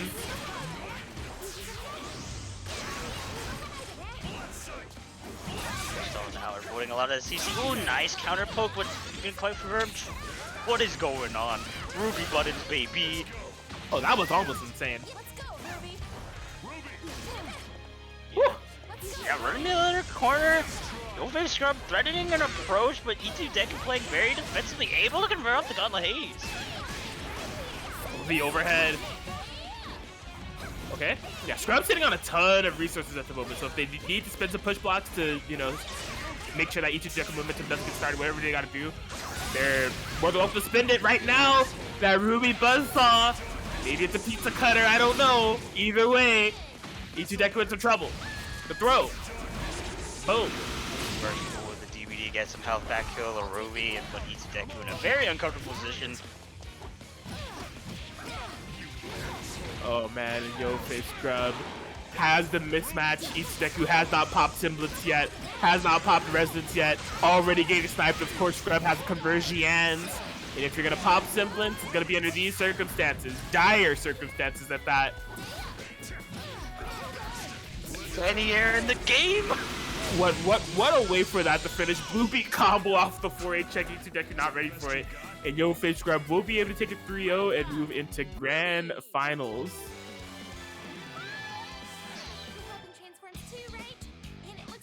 Oh my god. Alright. I'm done. I'm going. How do I put me on do not disturb? I can't with y'all. I can't with any of y'all right now. Oh man. But yeah, solid stuff to Scrub. You know, he did the thing, man. He did the thing. I'm not giving him any more props beyond that. He's caused my DMs to be in shambles, so I'm not giving him any more props. All right. Well, with Atkins Demon Shambles, we have one of the people locked into the grand final sides of the PS4 bracket. But it looks like up next we gotta decide who moves on into, I believe, winners finals on the PC side. It's gonna be Jurassic Jack versus Orax. Big fan, Jurassic Jack coming into the fray. Yosuke Yumi, as we were saying, we weren't sure if it was going to be Orax or EX Falchion that was the opponent. Orax was able to get a 3-1 over EX Falchion. And it seems like Orax is coming in. Was that the El Clasico? No, I thought I saw Elizabeth. That was not Elizabeth. So they're coming in with Yang Narukami. Yeah. Definitely. I mean, just in general, I usually can understand and see to switch over to the main team. Elizabeth doesn't do too well against a lot of characters, and especially against Yosuke and Yumi, despite like her like really good assist kit, I wouldn't usually want to drown out my team while she's on point when you have to deal with a character like Yosuke and Yumi. And Narukami definitely a good character to deal with both. Yeah, and I mean, all things considered, I think this is the team that Orax has been on the most throughout this tournament specifically. So possibly just a comfort level, possibly just trying to iron out this team a bit. But right now, this game one, this has been playing at a very snail's pace. Finally, Jurassic Jack getting those 6Ps, so he's able to approach, once again, keeping up the pressure, activating the cross combo with the 5P. Gotta be careful. Never mind, just gonna be DPing straight out, runs in the command grab too. Yeah, and Jack just spit the cross combo, so they have to eat the entirety of this combo. Coast to coast conversion. You are in trouble. Okay, finds a way to burst and bring Yumi in. Yosuke bleeding. They're going to be able to recover a little bit. Yeah, I am so surprised that he called him out there. Ziodan could have sealed the deal out on him, but still looking very good for Orax. Just keeping up all these mids. Yeah, I think altogether, Jurassic Jack has been having a little bit of trouble finding a way to call assist. Oh my, that was a risky burst, but it pays off. I don't know how you blocked that.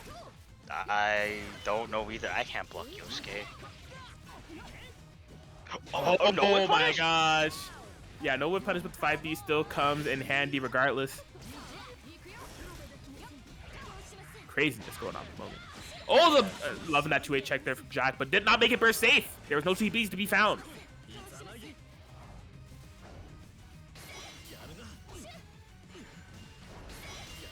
Jurassic Jack spending a lot of this meter on EX Snowbirds. Finally finds a way in. Gonna be cashing out his super to keep it all burst safe, but is running out of meter, so is gonna be popping the resonance just to get some of that back. Gonna want to use those EX Snowbirds just for that damage and chip, but a really good call out with the black ice. Yeah, that was a big call there for Jack. You know, Orax, the Narukami on a next like mistake situation, and the mistake was approaching altogether. Jack is fully advantageous in this context now. Yes, spending some of that meter. Ooh, definitely missed EX Firecracker. Life totals will probably be equalized soon if Orax can get any amount of chip. Oh my gosh, yeah, if that was instead going into an EX or anything, that could have possibly maybe not been a dead Jack, but a really bleeding one. Despite that circumstance, really even. Jack tried to fire back to solo Yumi as much as possible. She does burn though. Yeah, it's a one-touch situation for it. What? Did her JB just clip Yang's toenails on that whiffed Yang JB? I think that's what happened. The toenail clipper. Able to get it there for Jurassic Jack. Game 1. Wild. Yumi from the hit anime video game series Senran Conquer Astral. Wild. It's just absolutely crazy. Man, yeah, the calls from Jack were fantastic. Like those two reversal supers are really, really good. To kind of, I mean, the first one, Orax had such a huge life lead, and because they left both characters vulnerable, put like both those characters in a fatal territory to where Jurassic Jack could play a little bit more liberal in their approach, because they just had one more guess that they need to do in order to seal off the deal on Narukami. Got that, and then from there it was just, you know, fully in Jurassic Jack's favor because they had the life lead. Actually going to be causing a swap over into the Elizabeth as I was saying before, I'm not sure how much I would like this. In theory, it's definitely going to be a little bit more difficult while this is a play. Yeah, currently we are seeing Urax be able to call a lot of assists, but not get a lot of mileage off of them. Jurassic Jack has been pretty persistent on staying in the air and actually getting some punishes on Elizabeth in the back as well. Unfortunately, V-Slash whiffing a little bit. Elizabeth just getting smacked around in the background. This poor girl can't get anything going. Yeah, literally, like, Urax has called the most amount of assists in this match for sure, but none of them have done anything. Like, Elizabeth has just been getting bullied, but that DP coming in clutch in that situation. Rare footage of Liz DP not being garbage. Love to see it. Yeah. Oh! I liked the idea, it just did not pay off. That UB6P too good. Oh, that was an excellent block on that cross-up question mark.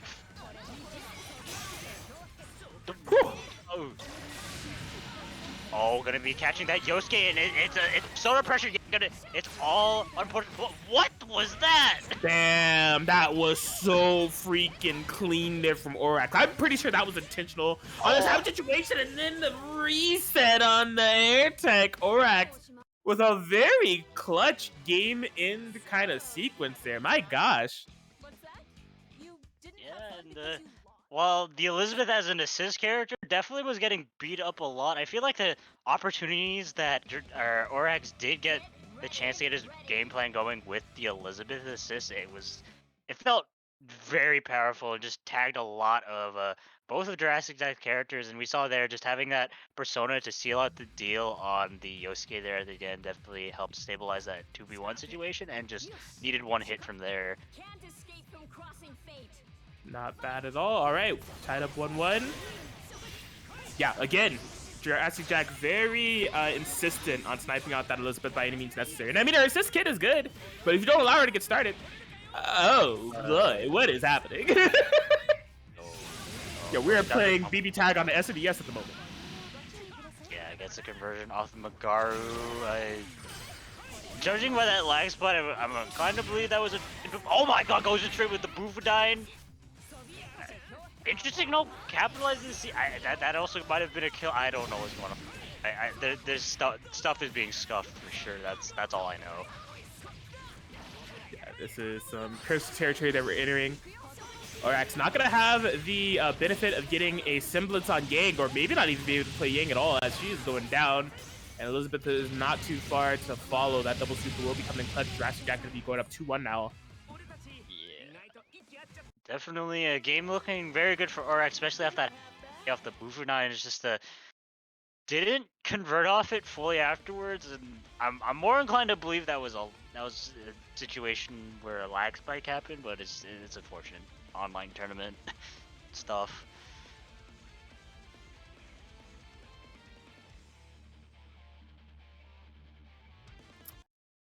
I hate all of you. Every single one of you. Oh. Can't stand a single one of you. But anyway, I'm just not a big fan. I'm not. I'm a negligible fan. All right, I am a minuscule fan at this moment. Barely any fan. Embodying my soul at the moment. What are you guys doing to Atkins? Oh no. Practically zero fan. Basically zero. All right. Well, we still got a next match go up. Gonna be tapping the Yosuke a little bit. That 5 people wasn't gonna able to convert off it. Gets the moonsault hit. This is very scrambly so far. Oh my gosh, the restand situation. This time, combos. Oh no, they're yeah, silly me. Just because it's a restand that ended up in a combo doesn't mean there's not a restand mix-up that can still happen. This team is so crazy. Yeah, this team is disgusting. Gonna be.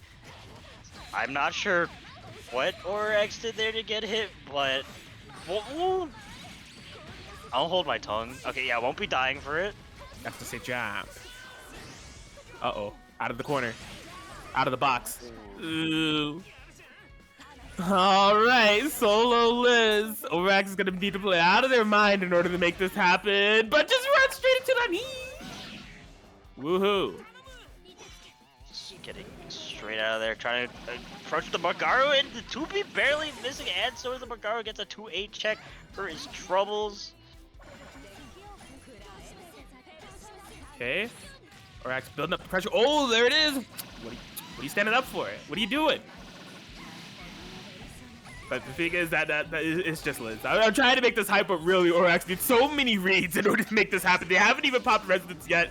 Okay, they're gonna pop it right now, just to kind of stabilize the situation as much as possible. Solid defense. Now it's do or die time. Yeah.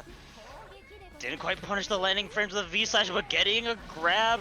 Orax's Resonance is almost over. Out. Man. Yeah, that was unfortunate. They didn't really get too much of a payoff off of that Resonance at all. And I mean, even when that throw landed, Elizabeth's combos take so long. So like, even if Orax got a combo, the Resonance, like, it was already used up so much at that point. Oh, that doesn't impress me! Nothing! I mean, all things considered, Orax's defense has been super on point in this 2v1. Constant JPs! Constant DPs! Jurassic Jack, what you playing with your food for, amigo? Oh! My man's used a 100-frame move! Gonna be setting up that pressure. What?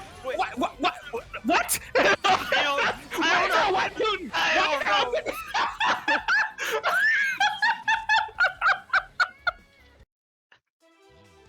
Why is there a white Putin? What?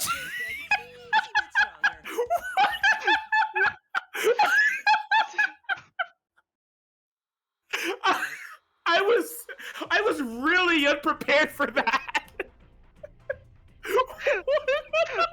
I hate how as soon as that came up, Orax got hit by the JC same site crossover heading overhead that safe on block, but like I wasn't expecting that. The sound just came out. I'm like, yo, Jump Seas, what's the next mix? What can he possibly do to open up Orax at this point? Wide Putin out of nowhere, coming in with the clutch. He thought it was a 2v2. It was a 3v2 all along, bucko. My hidden assist, Wide Putin, has been ready, seething for this moment. What the hell just happened, man? I don't know. I do not know. Jesus. Okay.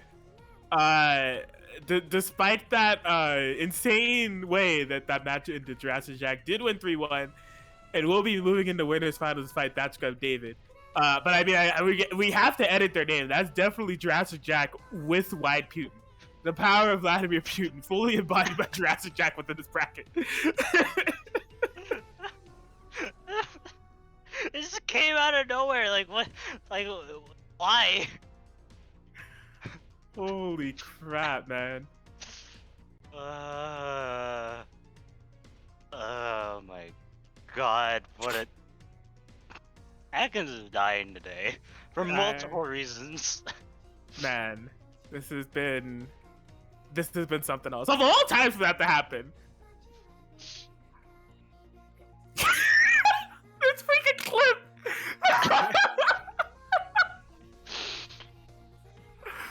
Wide Putin. He's top tier. He has to be top tier, man. No one can ever see him coming. What do you do when Wide Putin comes for you? That's crazy.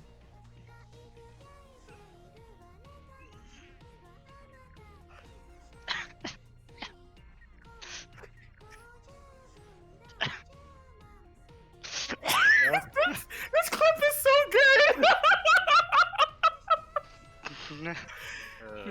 Oh my god, okay. I gotta stop watching this. Jesus Christ.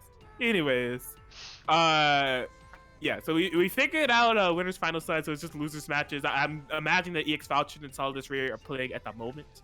Or actually Mustache Villain, there's another match that's happening over there. BBTAG and Chill side of things have actually moved on quite a bit. They're in top 3. So Ryazo and E2 Deku is losers finals match over there. Yeah. I'm gonna need to be back. I'll be back. No worries.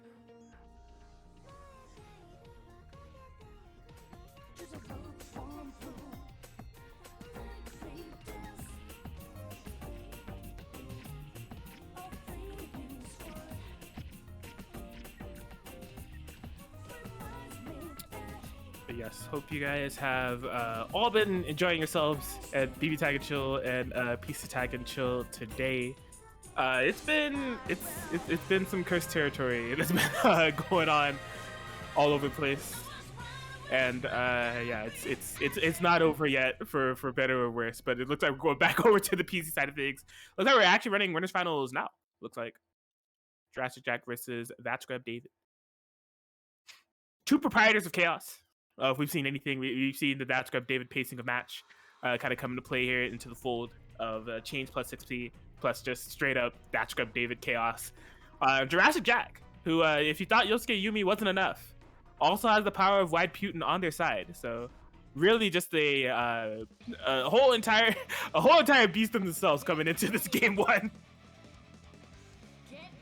Oh man, nutty. But yeah, this will be fun. We got a kind of similar approach in terms of high flyer Hazama and Yosuke paired with quality support character potential in the form of Yumi and Adachi on both ends. So these two having a similar construction of team in a sense, but I think they have very different play styles. Like That Scrub David definitely comes from the school of constant decision making, which can be a very great school if you're looking to create some chaos. And yeah, the decisions are already being made. Look, it's been 3 in-game seconds. So many decisions made and so much stuff is hit. Jurassic Jack, I find that they actually play surprisingly slow. Like momentum heavy in the sense of once they get started, but they, you know, kind of pick things apart and will throw a lot of snowbirds with Yumi and kind of hang around in the air a bit with Yosuke to just kind of find their footing before getting started. Yeah, definitely Jurassic Jack is, I wouldn't say like a very defensive player per se, but they're a bit more calculated compared to That Scrub David's more like a ruthless aggression type of deal. As we kind of just saw in that sequence there where it was like, yo, you try to block me, I'm still coming in. Yeah, crazy stuff. That Scrub David. Oh, the DP, but Yosuke recovering too fast for That Scrub David to get anything. Still, the pressure is on. Despite the resonance activation for Jurassic Jack, not able to get... Oh my God! Are you kidding me? That was... I have not seen that before. You know, you learn something new every day. That Scrub David definitely also showing his proficiency. They're just able to root into that Hotenjin. I mean, I guess if you are gonna convert off your DP, you're gonna convert off it with the 5-frame super. But like, still, that was very impressive and very good awareness to know that was gonna be able to convert. Solid stuff there from That Scrub David, getting their first game up, and yeah, I think it'll be on Jack to either, like, if Jack is gonna keep with their same usual pacing of how they usually approach these matches. It's really going to test their defensive ability and kind of adaptation level to see how they're going to be able to defend against That Scrub David, what type of counterplay they're going to employ. Or there's always the option in these circumstances to just straight up be like, well, I'll just get my game plan started before you do. So it's going to have to be one or the other, because That Scrub David is definitely not going to slow down. Yeah, he's keeping up with the aggression. Jurassic Jack not finding any spots to get out of this corner here. Until now, just gonna be using that burst. Oh no, you're still in here. You are. Okay, never mind. You're gonna be swapping over the positioning. That Scrub David actually finding a really good place to anti with the 5A. Just wasn't quite able to convert off it. Oh my God! Yo, he just went for it. Why not? I mean, I guess that's why not? Okay, finding the 5P, just going straight to the super, keeping it burst safe, cashing in that damage for now. It'll add up in the long run, trust me. Yeah, Zama definitely bleeding in this scenario, but it's going to set up with CC pressure. Has to be careful, doesn't block the overhead and straight off it. I imagine there's going to be a swap. Yeah, Zio making sure that Zama is safe, and he's definitely equalized the life total. Oh my gosh, I think in the midst of that screen freeze, they inputted that, because that was definitely going to be a free super. I don't remember the name of that super, but you know. That one, yeah. Yeah, gonna be sniping it out the BZO. That's from David playing more defensively than we normally see him do, just running back and forth across the screen, making sure that neither character can get really. Oh my, what is happening, bro? Hazama is dead. That's the one thing I understand in life. And it's one thing that Trip David has to accept in this round. He also getting cross up good conversion with the 4A, just gonna be catching out of the D super, and it's gonna kill. All right, Jurassic Jack firing right back.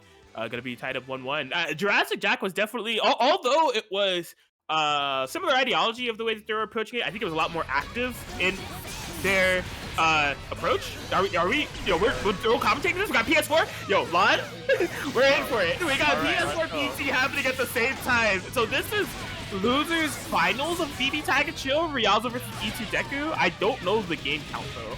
I don't know the game count either, but it looks like Rialzo will be taking a loss after that. Yeah, we got a PCTAG. It'll be round start. Okay, thank God you didn't have force us to do that. Yes, it's crazy.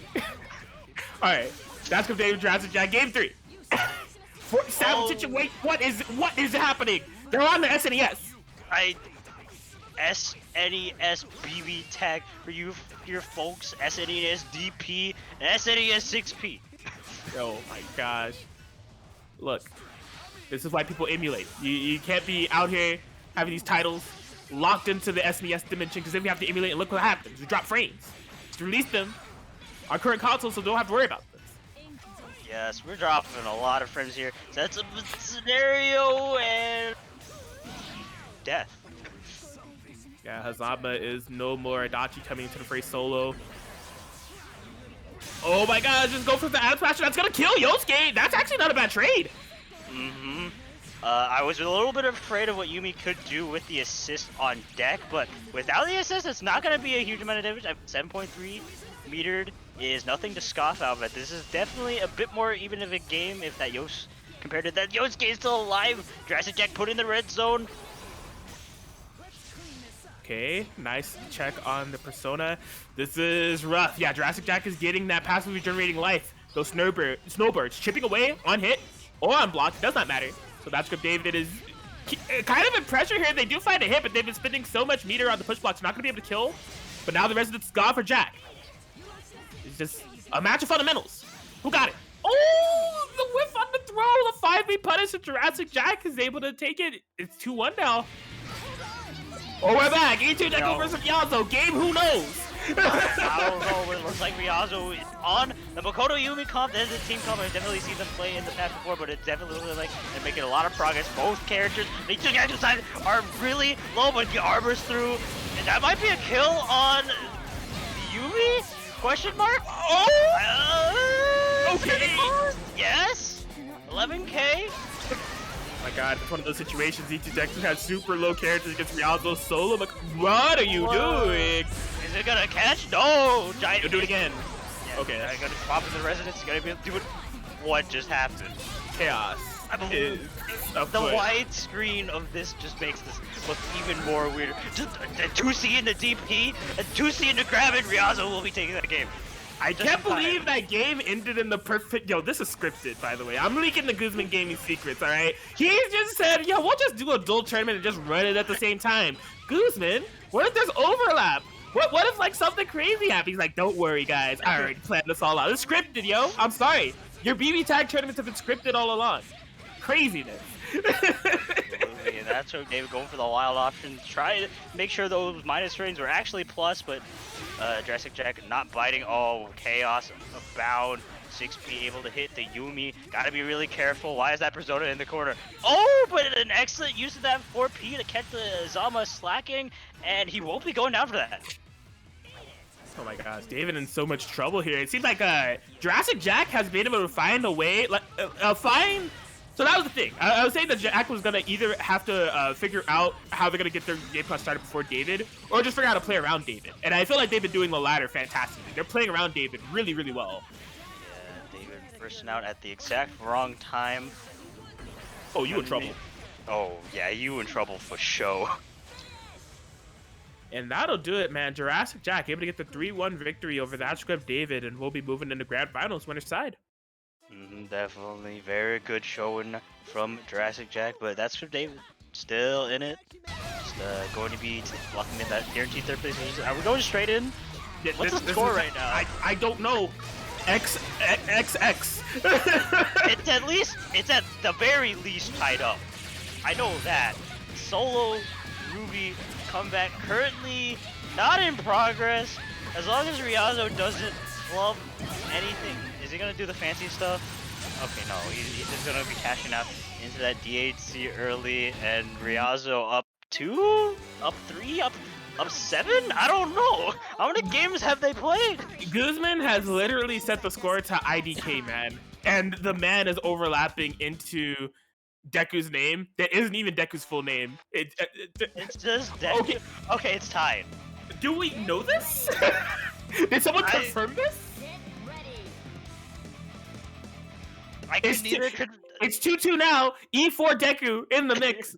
No, E3 Deku. No trailers at all. Man. I don't know how these matches have been going on. We've only ever caught the latter end of it, but judging from the position in the last game, definitely looking really good for Yazo. Look, man, E3 Deku just coming at you with gameplay footage of no context and just, you know, nothing that's based off of anything at all whatsoever. But Ryazo firing away. This is, I mean, if anything, even the glimpses of matches that we have been seeing, it's definitely been chaotic. Like, yeah, chaotic is putting it lightly. Is she just gonna zoom over that? Yeah. Oh, 6P in the back though to help convert. That's cheap. Oh, this Makoto Oki's kind of spooky, but E2 Deku not having a single. But yes.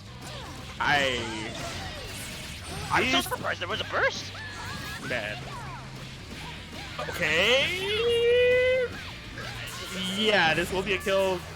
We also having that combo last for quite a bit of time, but I mean that's Makoto spec right there. They know what they're doing. The left with a solo yank sets up a sandwich on the incoming. Nice block on the active swap, but yeah, I mean that certainly is an option Yumi can do, but E2 Deku snipping out. Reset. Yeah, this is fantastic pacing here for E2 Deku. The only thing not really working. Hey, BDDP, why not? Yo, I DP right back. I got that option too. Oh my god. Yeah, making this a 1v1 scenario. That is a level 4 resident Kodo, but she's not going to be able to use much of it with that counter hit 5B startup. Yank combo's going to last quite a while. Yeah, the biggest problem is just still, you know, no semblance. So, E2 Deku's decision making has been on point despite it. Oh, the wake up super. I mean, you should just woke up Astro at that point, but it's okay. You have access to some resources because you did not bet at all. Yeah. Oh, it's the throw. Got him. Everyone has to. Oh, and just gets the cross up 5A and E2 Deku winning this set 3-2 question mark. Yeah, E2 Deku won a game. They won 2 games, actually. If they won 3 games, I don't know. We'll see right now, right? Will they play again? The scrub is in here. Maybe that was the end. That could have been the set. I'm assuming it was the set. It's 2-1. For real? It's 2-2. It's 2-2 now. Oh. Okay, so that was Okay, so this is the last one. Okay.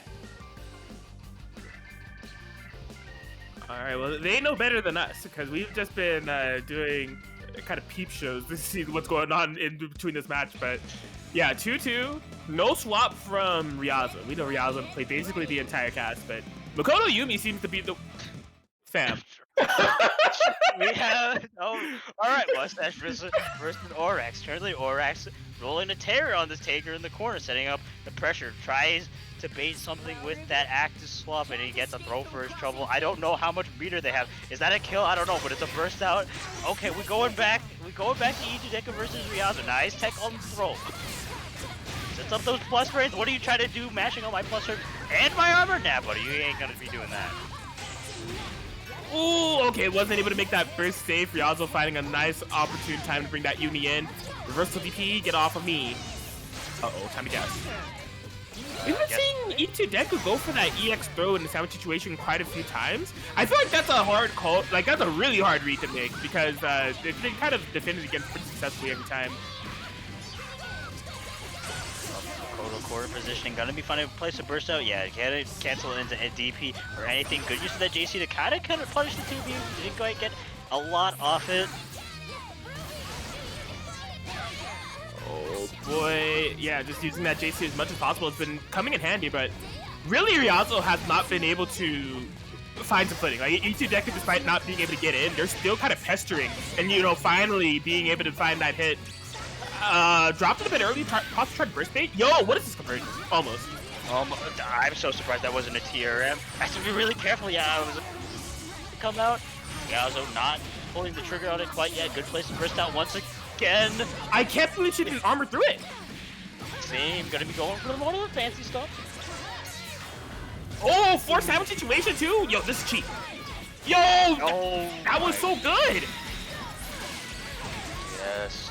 Definitely Makoto, once she gets going, it can be very terrifying to block left with this solo Ruby. It's definitely possible, but there's a lot of hits that need to be made, and getting grabbed isn't a good start. Yeah, I think he's going to build the meter in time to confirm this into a kill. As long as there's no drop, I think E2 Deku will be going down after these punches and sealing Ryazo's spot in Grand Finals. Very nice, Ryazo with the 3-2 win over E2 Deku. And a pretty solid run from losers, getting 3-1 wins over Jade Star, 3-0 win over Akane, and 3-2 win over E2 Deku to get their chance to fight Yofei Scrub, which would be a run back. But it was 3-1 in the winner's side when they last played. And now we're going to be swapping over widescreen mode currently.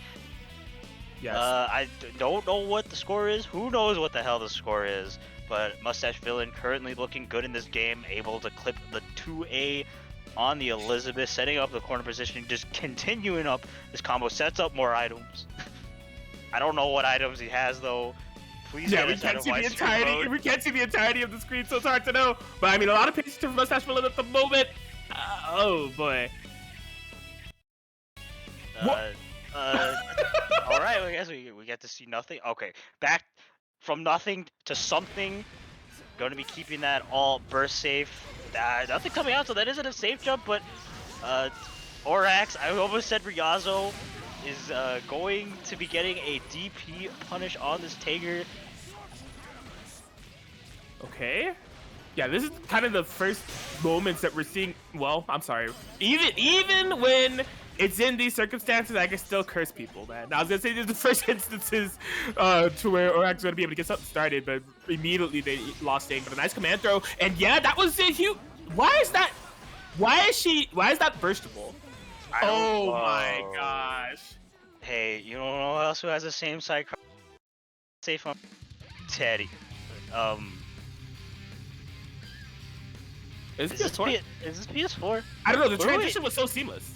Yo, this is PS4. That's crazy. Yo, what match are we doing right now? I don't know. The transition was super seamless. I was like, wait, we never went to lobby, but we're just here. Okay, so Ryazo is on that Makoto Yumi that we've been seeing, and Scrub is actually switching over to the Aki Yumi, one of those side teams that they bring out from time to time. Here, both these teams definitely no slouches on the damage. Akihiko Yumi definitely very terrifying. Makoto Yumi definitely more terrifying. So you shouldn't have let your girl get beat up like that. It's okay. He did something about it eventually. Ryazo able to get these hits on Akihiko now. Woo! Nice throw tech. Yeah, that was really good awareness. I got hit by that. Oh, Mazingo died coming out. Ooh, trying to probably. I imagine the only reason he DP'd that was trying to car cancel something. So unfortunately, just not working out. Here comes the giant for this. I thought he would just sway under that. I kind of wanted that to happen. That would be funny. Yeah, so I think that Scrub actually wanted to combo that, but because they mistimed it and Ryazo mashed tag, it ended up being a punish on the tag instead, so it worked out. Yofei Scrub taking a very dominant game one in this grand finals, right? This is PS4? Yeah, this is PS4 BBTAG Show Grand Finals. Yeah, so let's up the Scrub. I mean, we do know that they have access to at least. I mean, there's actually a lot of teams that Scrub can switch off from time to time, but this is one of them. Akiyumi, Carmine Hawkman being another one. Orax Mustache Villain is still playing out. Orax seemingly finding some momentum here, going to be able to get a game on Mustache Villain. Slam him down in the coffin. Looked like a very dominant set for him. Ryazo looks like teased the idea of switching over to the Maizu Snow, but or not, the Hilda Adachi against Yofe Scrub, Aki Yumi, and you know, must have failed him once again. No team switches coming out. I've never seen him play anything else before. Give me your best shot. Yeah, these colors. They're interesting colors. I'll say that. Both matches are starting off strong, but we will be getting into the PS4 dimension. Oh my god, the audio's crunchy, but we're all good. Yeah, everything's good. 6-feet coming out, didn't quite bait the DP that, you know, I'm not gonna... Yo, this audio is crunchy. Yes, my... That's a sandwich scenario, tries to push block out, no meter to really make anything happen. Unfortunately though, dropping the combo. Okay, oh, nice block on the overhead there. Yeah, Ryazo, despite getting some, like, pretty threatening situations going, Yofe Scrub's defense against him has been pretty on point thus far. That is cheap. Yeah, you got hit the same side, now it's a cross-up, and it's overhead.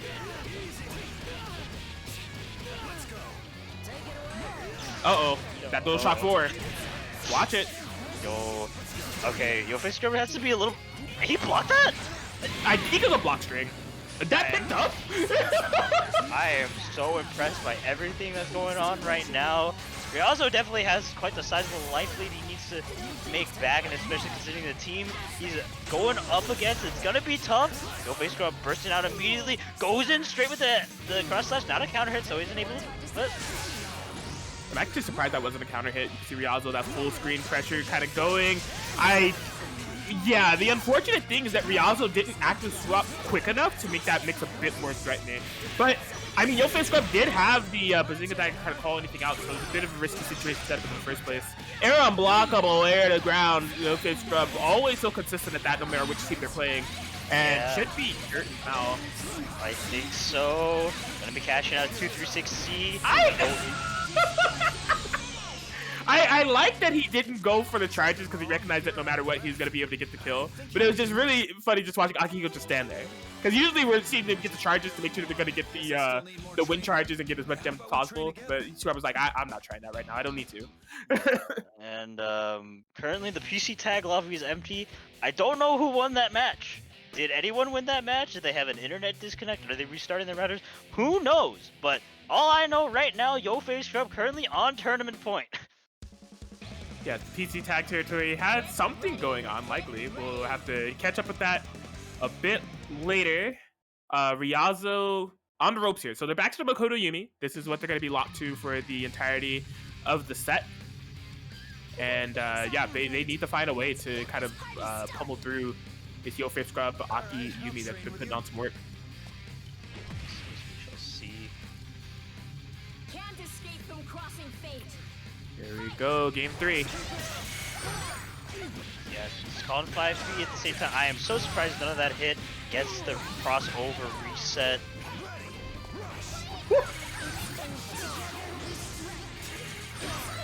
Okay, blocks done for days. Not the ideal place to burst out. Yumi will be eating quite the sizable amount of damage off this and some Oki, but an excellent place to push block plus mash. Alright, yeah, this is going to give Scrub some quarter positioning, some way to get... Oh, the fuzzy wuzzy, love to see it. And he bursted there against this team at a time like this, in these circumstances. There's no such thing as a coincidence. The fact that you ended up in this situation bursting at that time means that you have to hold this TOD, and you're fully aligned with not actually dying. That's insane. Oh, wait, no, what? You made another mistake. What do you know? Man. Okay, Scrub.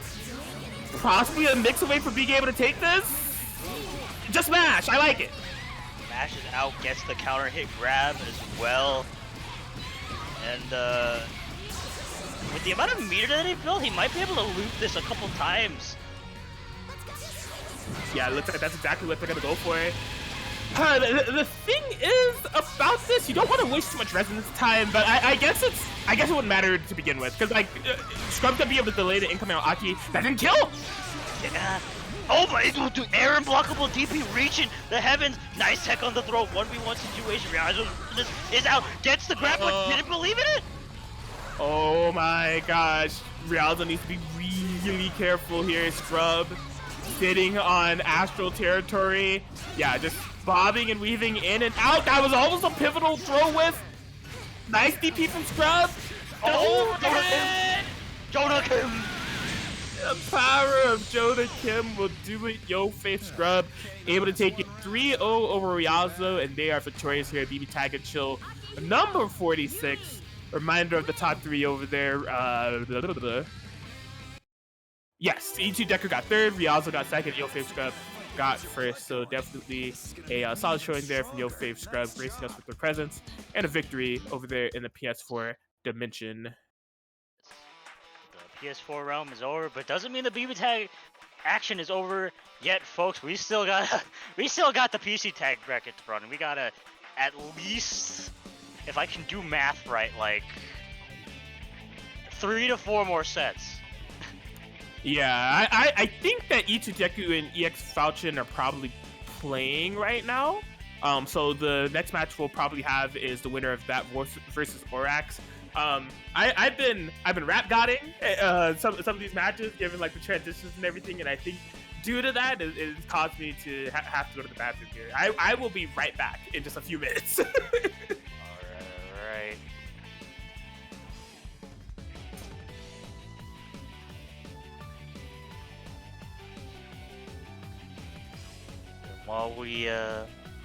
While we wait for Atkins to come back, it's a good time. Chill, the good boy, the Guzman. I forget what I think it's Discord. Yeah. Well, if you guys have not already, make sure you check out Guzman on his Twitter and YouTube. Give him a follow, subscribe to him, no matter what. Show the support to our wonderful TO and player tonight. I don't know what those two are doing, but I'm still gonna go through the entire shill. Yeah, make sure you go follow him on Twitter and Instagram. You want to keep up with all the wonderful Guzman gaming content. It's not just BBTAG. Recently, Guzman has been delving into some Strive content, and as well as some Grand Blue content in the future. If you want to also make sure that you missed a tournament in the past and you want to watch that, Guzman Gaming is usually pretty good about uploading those sets in the future. If you want an actual chance to join one of these tournaments, make sure you join over the Discord, and especially, like I said, follow that Twitter to keep up with those announcements. Let's give some love to PTO. Almost get the attempt. I'm not even watching the right stream. I'm watching the Twitch stream. What is going on? Yeah, no info on this. Am I supposed to commentate this? I don't know, but I'm gonna do it anyways because like it's wild. Ragnar gonna get beat. I mean Guzman's Ragnar is pretty sizable health. Try to use that J214B call out jump. Wakes up with the DBD. Do it again. Nah, no resetting this time, and that Ragnar is dead. Left with the solo tank in a sandwich scenario, wakes up with the buttons, and wakes up once again. Taker is a big boy, but Tank also does way too much damage, able to clip both characters. Jin's not looking so hot. Nice resonance through the ground unblockable setup, but the chip is still building up. Both players gotta be really careful. Rialzo getting the grab, tries to go for another reset, and then a great back dash forward, and Guzman will be taking that game set. I don't know. Are you guys doing like a 1-1 or something? Tank, Ragnar tank versus Taker Jin? Like, what's going on here?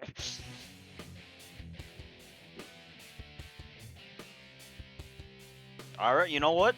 Guzman Gaming won. The TO has won the 1-1 again.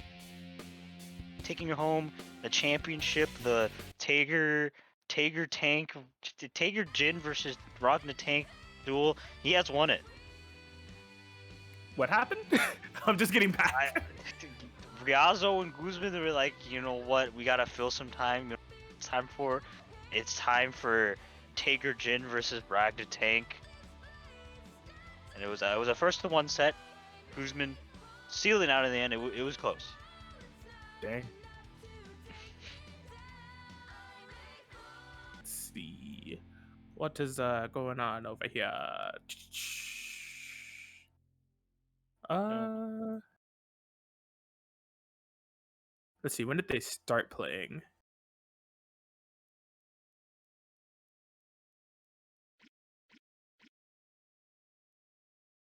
Oh, it looks like they started playing not too long ago, so we definitely still have some time. Damn.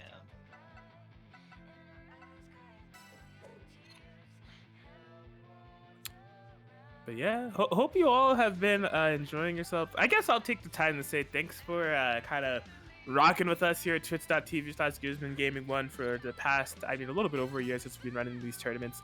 I know that like offline is starting to open up for some people depending on where you are, and that's kind of coming into the fray and in motion, or at least in the planning stages. So definitely, despite these circumstances that we've been hit with over the past over a year or so, definitely appreciate you all for sticking with us. It definitely has been some great times that we've been able to create over this year, despite a chaotic year. El Miker. Yeah, I don't know. Guzman is in a whole another world at this moment. You want to check out my sick Ori VAT on keyboard? Oh, this is you? Yes. I see. I didn't notice. I was alt tabbed. I just tapped back. I was like, yo, we don't have the PS4 tournament. I can invade the PCTAG. It's true, it's true. These band colors over here. Bumblebee Ragna. Alright, well, my keyboard isn't working. So time to go mess up control on. Let's go. My controls are not set properly. I don't know what my buttons are. Yo, you got it, man. All you need to do is, you found the C button. You just need the B button. See, that's the A button. Okay, I think. Oh, yeah, you can't DP. That sucks. You actually gotta hold this. I am so sorry. I don't know what's going on anymore. Messed up controls. Let's go. What's going on? How do I? Keyboard dimension. Oh my god, these Ragna animations on this color is sick. Not like this. Not like this. Keyboard line. Messed up controls, keyboard line. Didn't stand a chance. Oh, I think I got desynced. That's not bad, man. That's it's clearly Bumblebee. We actually got desynced. Let's go. We got PC tagged. Nice. Anyways, that was a good transition. I think the next match is set. It looks like it was Itu Deku who was victorious over EX Faustion 3-0. Get ready.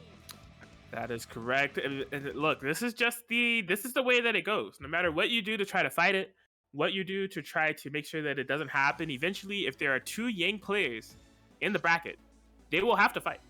Like, straight up, they will have to fight eventually. Yes. Yang team kill. It's almost inevitable. And these two are definitely the two Yangs in the world that I feel like have to team kill each other the most. This is always a fight, no matter where they show up. Yeah, and I mean, I feel like it's even. Like, in terms of who beats who, there's no consistent winner between the two of them. They go even so much despite how much they meet up.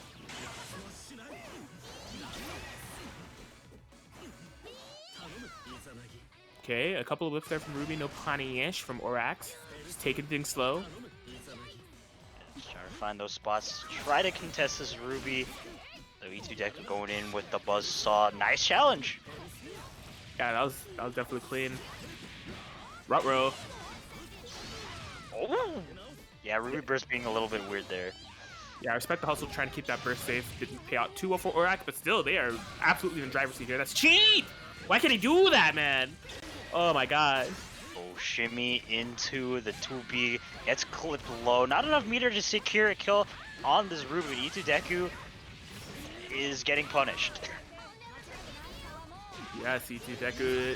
Punished is definitely a word to use. Almost got a gift from the heavens there in the form of that Yang DP whiffing. Was able to punish it, but still gonna be getting some damage. Itu Deku low for Resonance. Solo Ruby trying to make anything happen. left at that magic pixel, and what is he still doing there? I don't know, and I'm a Narukami player. All right, well, game one going to Orax. This Yang Narukami has been putting in a lot of work for Orax throughout the entirety of this bracket. Get ready. That's for sure. This is I'm assuming it's been their primary team comp for this tournament, as opposed. I think the only time we've seen them swap to the Liz is against Jurassic Jack. So yeah, definitely looking very solid on it. Yes, indeed. Here we go, jumping into game two. Oh my god, it's just a jump over with Ruby 6P coming in clutch. Going to be able to armor through the Narukami burst. Oh yeah, clipping with the 5A, but it finds a pretty good place to burst out. And an excellent 2B call, just wasn't quite able to convert off.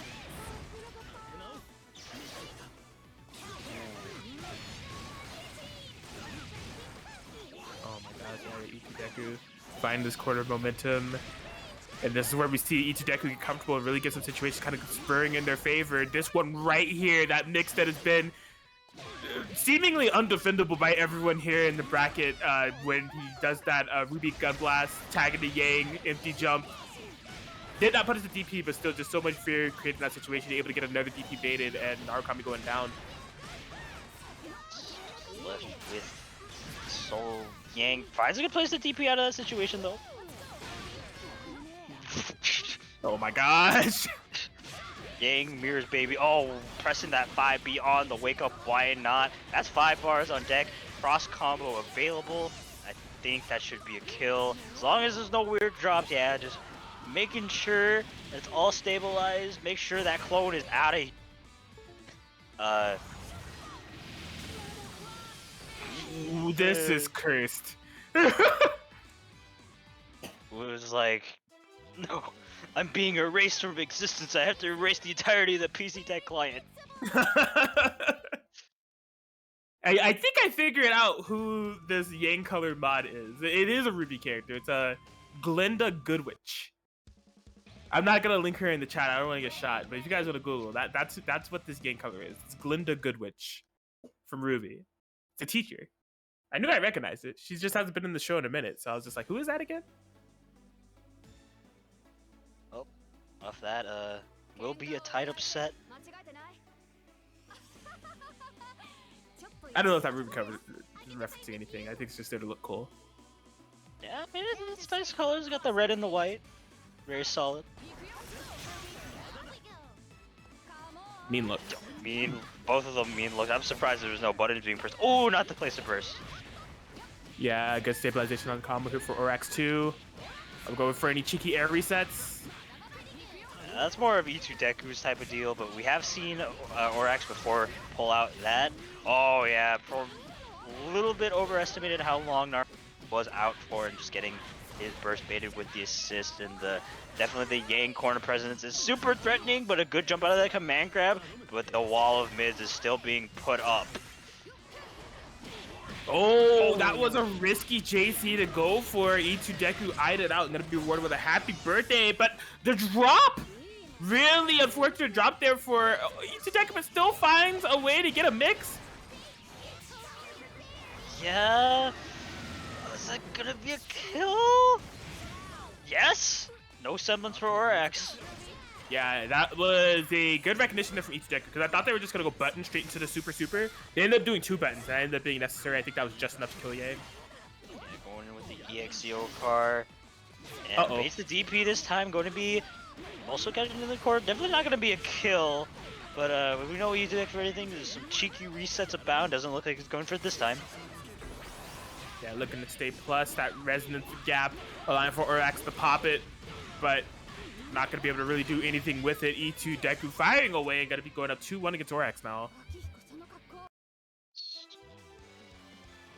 Yeah, E2 Deku starting to pull away here a bit. I'm telling you, it's that momentum heavy playstyle. Like when E2 Deku kind of gets started, it can carry over in between games. You got to be able to put a stop to it. Orax on the ropes now. That Yang Narukami was looking really solid in the initial game, and it looks like they're going to be believing in it going into this game 4, so fully going to be committed to this comp.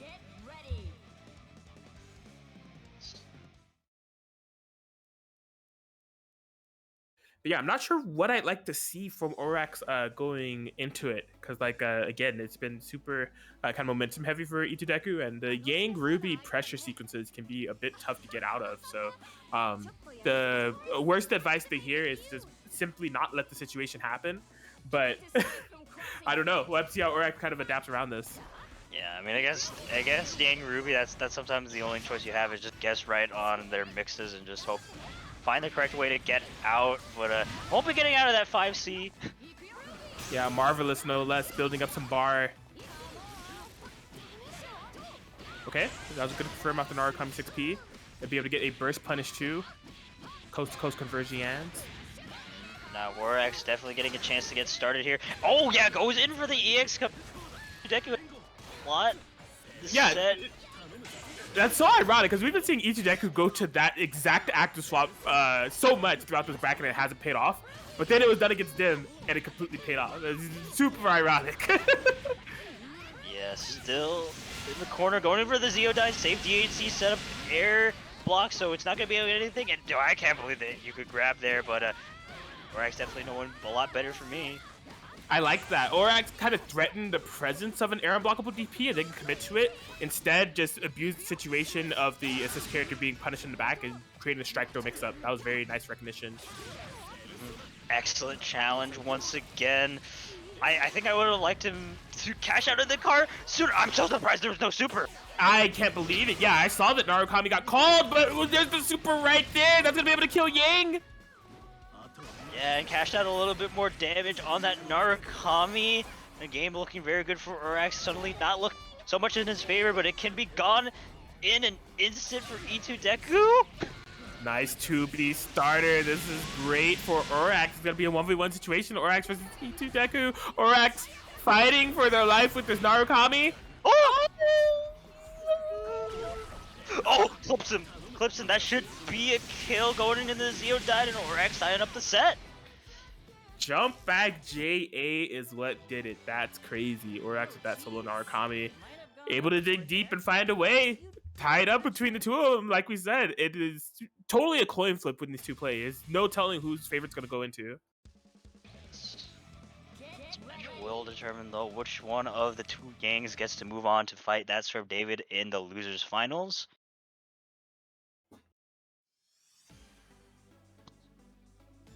Correct, Amundo. Let's see. Did either of these two play that Scrub David previously? They had to have, right? Oh yeah, there's that Scrub David and Itudeku that played. Yeah. Round start DP, why not? Going in, nice jump out of the command grab.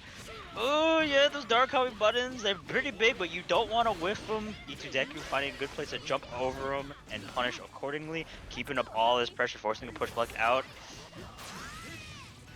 Oh, finds your toes.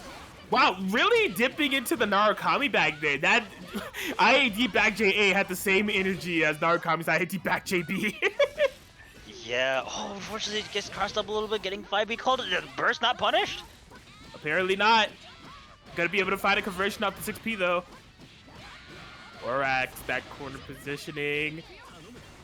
Yeah, that 4P Oki that has been coming in so clutch for Orax thus far. Just looking to keep Itudeku on the run, having to constantly make decisions. Can't get the hit that they need. Oh, okay. In this corner, once again, gets in the corner again, goes in with the 4P gang burst. I don't know. That's 4 bars on deck. I'm not sure if I agree with that EX meter usage. Oh no! Oh my gosh. What a risk taken there from Orax with the Narukami. Gonna have to be eating all of this. Is he dead? Cashing it early on the super. I'm actually a bit surprised by that. I think he's either dead or at a pixel single target DHC. He's gone. Yeah, that was a pivotal DP whiff, left with the solo Yang. No semblance. Yeah, Orax trying to make anything happen here. Run up low, nothing. The throw tech, the defense, it's so clean.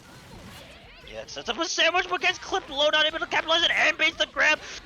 Oh, I'm surprised there was no burst. Gonna be a Yang mirror to seal out the deals for this losers semifinals. Definitely in Orax's favor right now, but both players definitely have resonance on deck. Oh my gosh, are we entering the Rooster Teeth dimension? Not quite. She burns. 5A. Oh JC. my Oh my god. Oh! And that was definitely the JC that nobody expected there. Orax able to dig deep, the clutch, get it in the Yang mirror and get the win. 3-2 over E2 Deku, move on into losers finals. Might have gone overboard there, but you Wild. touched my hair, so What a Absolutely set wild. between the two of them, man. That was insane. Yeah, that was both players definitely getting a feel for each other. It was a very, very back and forth set. Just a pleasure to watch. Unfortunately, E2 Deku, his run is over for the day, but Orax still keeping it strong. The next opponent is that Scrub David to see who moves on to grand finals. Yeah, that Scrub David previously victorious over Yang, but not previously victorious over Orax. They had the dub over E2 Deku, so going up against a different style of Yang. I think really the question is, what does Orax want to lock into this? Because they had to have seen that Scrub David play. I'm sure these two have played before in the past. Do they want Yang Narukami here? I would imagine that, like, Liz is not who you want here, but who knows? Yes, Orax is a proprietor of so many Yang team cons, but the Narukami will be stuck with, and I think it's definitely a good choice in this situation. I also wouldn't. I also, like, if I knew it was Orax and had his pool characters, I also might have like looked over at that Yang Ruby. Right. Yeah, it could be Narukami- something that we see picked in the long run here if needed, because I think that would be a solid pick against this team as well. For sure. Narukami definitely does well against both these characters just alone. So good pick nonetheless, but we'll see what the future has to hold in this losers finals. Yeah, immediately I gotta say that I like the aggression that Orax is putting on, recognizing the type of player that they're going up against here immediately from round start, just closing the gap, not letting there be any distance. And look at the payoff here, already getting a solid amount of momentum starting here against that Scrub David. Orax is definitely well prepared going into this matchup. Yeah. Oh, that was burst safe, but wasn't ready for the punish. Yeah. Might have wanted to see that combo just extended a little bit shorter. That could have definitely been a kill on the Adachi. But yeah, David didn't have a chance at live. Gets the overhead check, but they can't convert off it. Oh my gosh. Oh! Wasn't able to kill him. Yeah, I think that Orax believed that 5BB was at least going to just be able to make contact with Adachi, but couldn't seal the deal that Scrub David Adachi is going to be living to see the light of day. You need to be careful about how they keep continuously calling this Adachi. Perfect call on the cross combo and the throw. No fear at all from that Scrub David when it comes to his Adachi. Tries to bait the burst. He's still doing it. How is my man's not dead? I don't know. Swap into him? That's nuts. It's burst safe. That's Scrub David pretty much using Adachi as bait here at the moment, just waving it in front of Orax's face like, you want to kill him? I know you want to kill him. You gotta want to kill him. This is so advantageous if you're gonna be able to kill him, and just like not allowing for it in any circumstance whatsoever. Yeah, I'll say it once and say it again. I can't believe my man's is still alive. That guy has been in the one touch zone and keeps on continuing to call him. Is really poor. Why? What? Okay, for all ways of Adachi to die, why like that, Scrub David? Why? I don't know. Sets up a sandwich scenario. That 4P. But that's no mix in force, and that JA able to clip the Hazama in the back. Oh my gosh. Okay, David Solo Hazama trying to make something happen. Oh, Orax ready for that string this time around. No confirm off the chains. I don't know, man. Orax needs to be super careful. Yang is super low. That Narukami could get chained out. That's Scrub David. Finds himself in the corner. Step into the hard place. That's gonna do it. Oh my gosh. Yeah, so we spoke earlier about like weird 2v1 situations where the one has a whole bunch of health and the twos like don't, like the duo are like about to die and they need to fight, kind of balance out between playing their duo-centric game plan but play it perfectly to where nobody's getting hit. That script, David wasn't in that situation. Hazama was super healthy, and Adachi was just like trying to recover. But they played like they were in that situation anyways, and they actually played it perfectly. Like just using that Adachi in the perfect circumstances where they need them, making sure that they're covered well, not being able to get punished, and it looked good. But then there was just a little bit of the fumbling of the bag towards the end there, and Adachi died. Yeah, definitely very good on that script, David, for keeping up that Adachi for so long, despite how risky it was. Definitely were helping him play out the matchup, but still, I gotta be really careful of the future.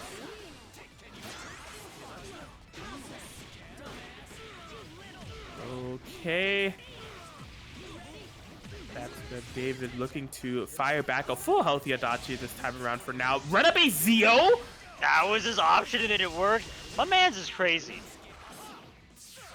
Gets hit low, gonna be converting off it with a Hotenjin. No chance to burst out, and Orax's Narcom down immediately. Yeah, that was a really solid burst save conversion there for that script, David. A really solid response here, too, against Orax. Stuck with the solo Yang. It's really just been that script. David has pushed Orax to the corner with nothing but Adachi pressure into like cycling all of Adachi's move list. Like saying, hey, did you know he got a power charge? Hey, did you know he has a command throw? Hey, Azio, he got it. Like Yeah. Oh my god, he armored through the chain. Yang JB has armor. Why? I don't know. Ask Mori. Yes. Questions will never be answered. That's from David playing extremely defensively, trying to prevent Orax from getting anything started. The Residents, like, it ran out without much going on, but he got a hit at the tail end of it and gonna be making this Dachi really uncomfortable. Gotta be really careful. Baits the throw and baits the burst as well. Oh my gosh, yeah, that's script. David committing to that burst. They're gonna still have access to their 2v2, but man, it's that similar situation we saw from last time. Need to be really careful how they call Adachi. Oh! Oh! Oh! Yes, he's dead! Solo Osama! Oh my god! Oh my god, Orax is cracked. Solo Yang comeback for Orax yet again, going up 2-0 over that script, David. And man, it was just wonderfully executed all around. Man, yeah, that was just fantastic play there from Orax. Knew that that script David wasn't going, like, after a while knew that script David didn't want to commit to any Azio shenanigans and was like, yo, you're just gonna run back here, meet my JB. It'd be kind of big, and it's got that like extra effective armor, and just like Yang does so much damage in semblance that he Orax only really needed a couple right calls on the burst DP throws, etc. Just like, and just every instance where Astrop David could fumble, he did fumble, and just let Orax make that comeback happen. Oh man, well, some crazy pacing that we've been seeing in these matches. Some very good gameplay we've been seeing from Orax. So it's going to be a game away from jumping into that grand final to decide to challenge Jurassic Jack. Yeah. Oh my god, the 5B be able to catch the Hazama, keeping up the pressure. Why did she have armor? Still don't know, and I think that actually might be a kill. The Hazama, like, this was a catch out earlier. I mean, that's not the worst thing in the world, even though they still are forced to play the 2v2 game. They're putting Adachi in a ton of pressure here, and it's not a kill. Wasn't close enough. I mean, it would be the positive line. Like, at the end of the day, they got to not only kill a character, have less life that they need to diminish from that script David, and they have so many resources behind them. So, I don't know. Orax just a genius. That's where David is getting hit by Zio to That script David is dead. I think so too. Orax, man, a very impressive 3-0 victory over that script David, and is going to be moving into that grand finals to fight Jurassic Jack. And either way, this was going to be a run back. Jurassic Jack was victorious over both these players 3-1. But, man, Orax's run through the loser side has definitely been impressive. And so it's going to be interesting to see how this grand finals set shapes up here at PCTAG show number 34. We shall see just how exactly it goes. Man, Orax is definitely on a hot streak right now. Yeah, Orax is looking super, super clean. But yeah, I mean, the interesting thing here is we did not see this match on stream because we've been jumping between PS4 and PC, so we don't really know the full situation of how this match went 3-1 in Jurassic Jack's favor. I suppose that Orax was likely locked into this. Or wait, did we watch this? Wait, did we? Maybe I we think did no, watch we, this. yeah, we did watch this. Yeah. Actually, now I do remember we did watch this because I think Orax tried Elizabeth. No, Yeah. I remember now. Yeah, gonna be sticking over the Narcomi. Honestly, I feel like the Elizabeth, at least in that sense, was doing them okay. The main drawback we saw during their match was the fact that Elizabeth got hit out of her assist calls a lot, but like when the Elizabeth plus Yang game plan got going, it was a sight to behold, but it just couldn't see out the deal in that set, so I think Orax is just going over to something more consistent. Yeah, I don't blame them at all. Okay. Oh no. Yeah, oh my god. So that was super weird. Jurassic Jack had a big happy birthday situation. Ended up not being able to confirm off of it, but look at what happened. This team on the sandwich situation is still able to get... Alright, Lon. this match, there's too much going on. Alright, there's just way too much going on at the moment. Yeah, this is definitely a PC tag match. I can't tell who has the life lead now. You know, Jack for sure. Yeah, Jack able to find that overhead, get some damage on to this Narukami. Block stun for days. No real hard mix. There it is. Just building up for it. That JC gonna be able to seal the deal against the Narukami. Jumping into the sandwich. Nice push block to avoid that. Yeah. Oh, Orax is still just going in with the pressure, but didn't step on the brakes in time. Considering Yosuke super damage. Okay, no, that's killing for sure. Doesn't. That'll definitely do it. Jurassic Jack able to take game one. A very chaotic, scramble heavy initial sections that we saw here between the two of them. But definitely Jurassic Jack was able to find the paces that they needed first. You know, that corner situation, they were really able to snowball into the kind of game winning situation there from them once they got it started.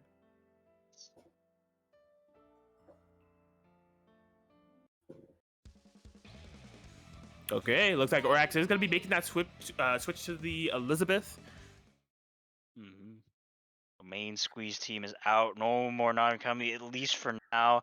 I think I was like saying earlier, I think the main thing Orax needs to watch out for is just not only Jack's approaches, but also Jack's assists, because a lot of time, Elizabeth, when fighting Yumi, is going to lose out in the assist war, like in terms of just the fact that, you know, Elizabeth has those personas assist and Yumi's assists are generally faster and not as quite as active, but like the speed of it is definitely playing a major role of why Elizabeth gets hit out a lot.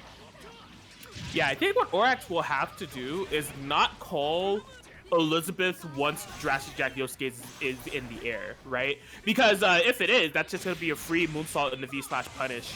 So they'll have to try to time those Elizabeth assists to when Jurassic Jack Yosuke is on the ground.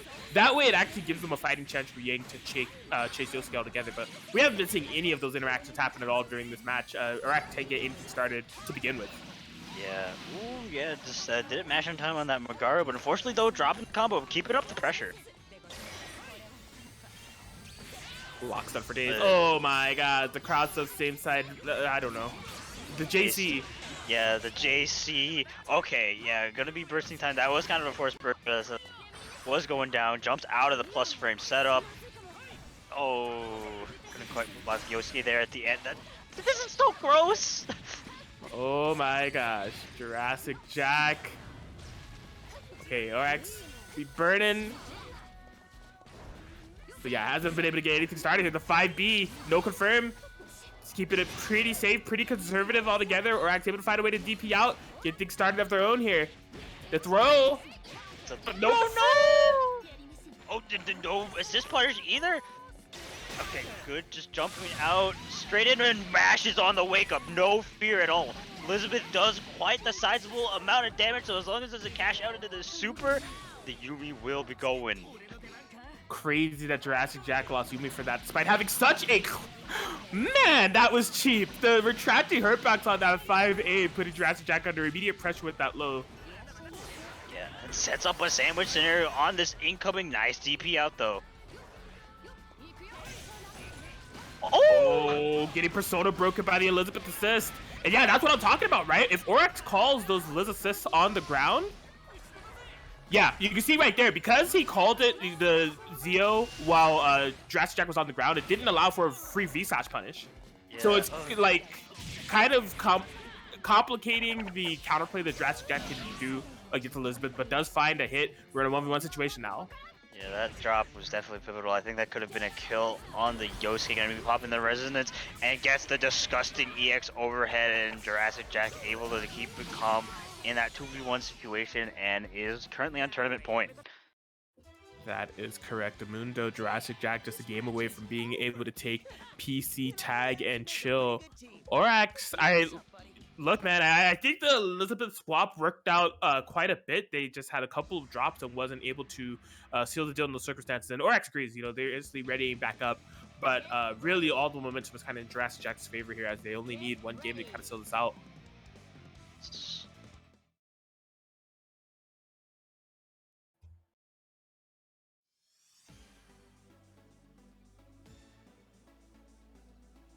So yes, we will have to see. Orax has been on fire before this set, man. We've been seeing Orax really kind of take it to all of their opponents, but this is a bit of a roadblock that they are approaching here in the form of Jurassic Jack, who has definitely been on fire throughout the entirety of this tournament as well, right? I mean, they're on Winterside Grand Finals for a reason, and on tournament point. Yes. Don't think the spark at Orax has been dwindled just yet. I definitely still believe he's in it, but has to block all this pressure. Nice patience so far. Ooh, no. Cracked out a little bit at the end. Burst at the wrong time. Wakes up with a 2B. Good call out. Going to be avoiding a lot of that pressure situation, but still kind of locked in this corner scenario. Excellent 2B once again. Oh, man. Oh yeah, that move is Persona invul, so just able to go through the 5B, and with Elizabeth and Semblance, Orax is definitely going to be a lot more threatening. Oh, there it is. Yeah, that Liz assist getting clipped, but oh my gosh, able to fire through the armor is Jurassic Jack with that Yosuke, not allowing for Yumi to eat the brunt of that punish. Oh, restand, you gotta guess. Yeah, oh, but she's burning. Oh. I think that was a miss to put on super. I imagine that's exactly what that was, Lon. Missed and put on the EX Snowbirds. Sandwich situation to confirm here for Orax, and this is the second time we've kind of seen this happen. Jurassic Jack having good momentum and then just suddenly losing Yumi off of a mistake or whatever it may be. Just suddenly losing Yumi and having to outplay with the solo Yosuke, but they're doing just that here. The DP bait, Elizabeth's gonna be going down. Yes. Orax's tournament life was on the line to solo Yang comeback. Haven't we seen it in the past? But nice tech on the throw. Yosuke definitely has. Oh no! Wait, that's how you? No! I can't believe that's what you went for. Don't have that be the decision that cost you your tournament life. Oh my gosh, went for the astral punish on the DP, was so ambitious there from Jurassic Jack, and then you believed in Yosuke's DP? Jack, you're fumbling the bag, my guy. Why? That could have been the tournament winning astral. Needed to like do a combo. Insane stuff. It could have been anything. It could have been a 5A, literally anything was needed, but what if the astral on the style points to fumbled the bag? Orax still in this. Yeah, that was a hefty mistake to make, and I feel like unwarranted mistake to make because the resonance, the Astral wasn't going anywhere. I feel like he could have just did grab Astral and just like seal out the deal, but no. You pay for being fancy, and Orax putting one on the board in this grand finals positioning.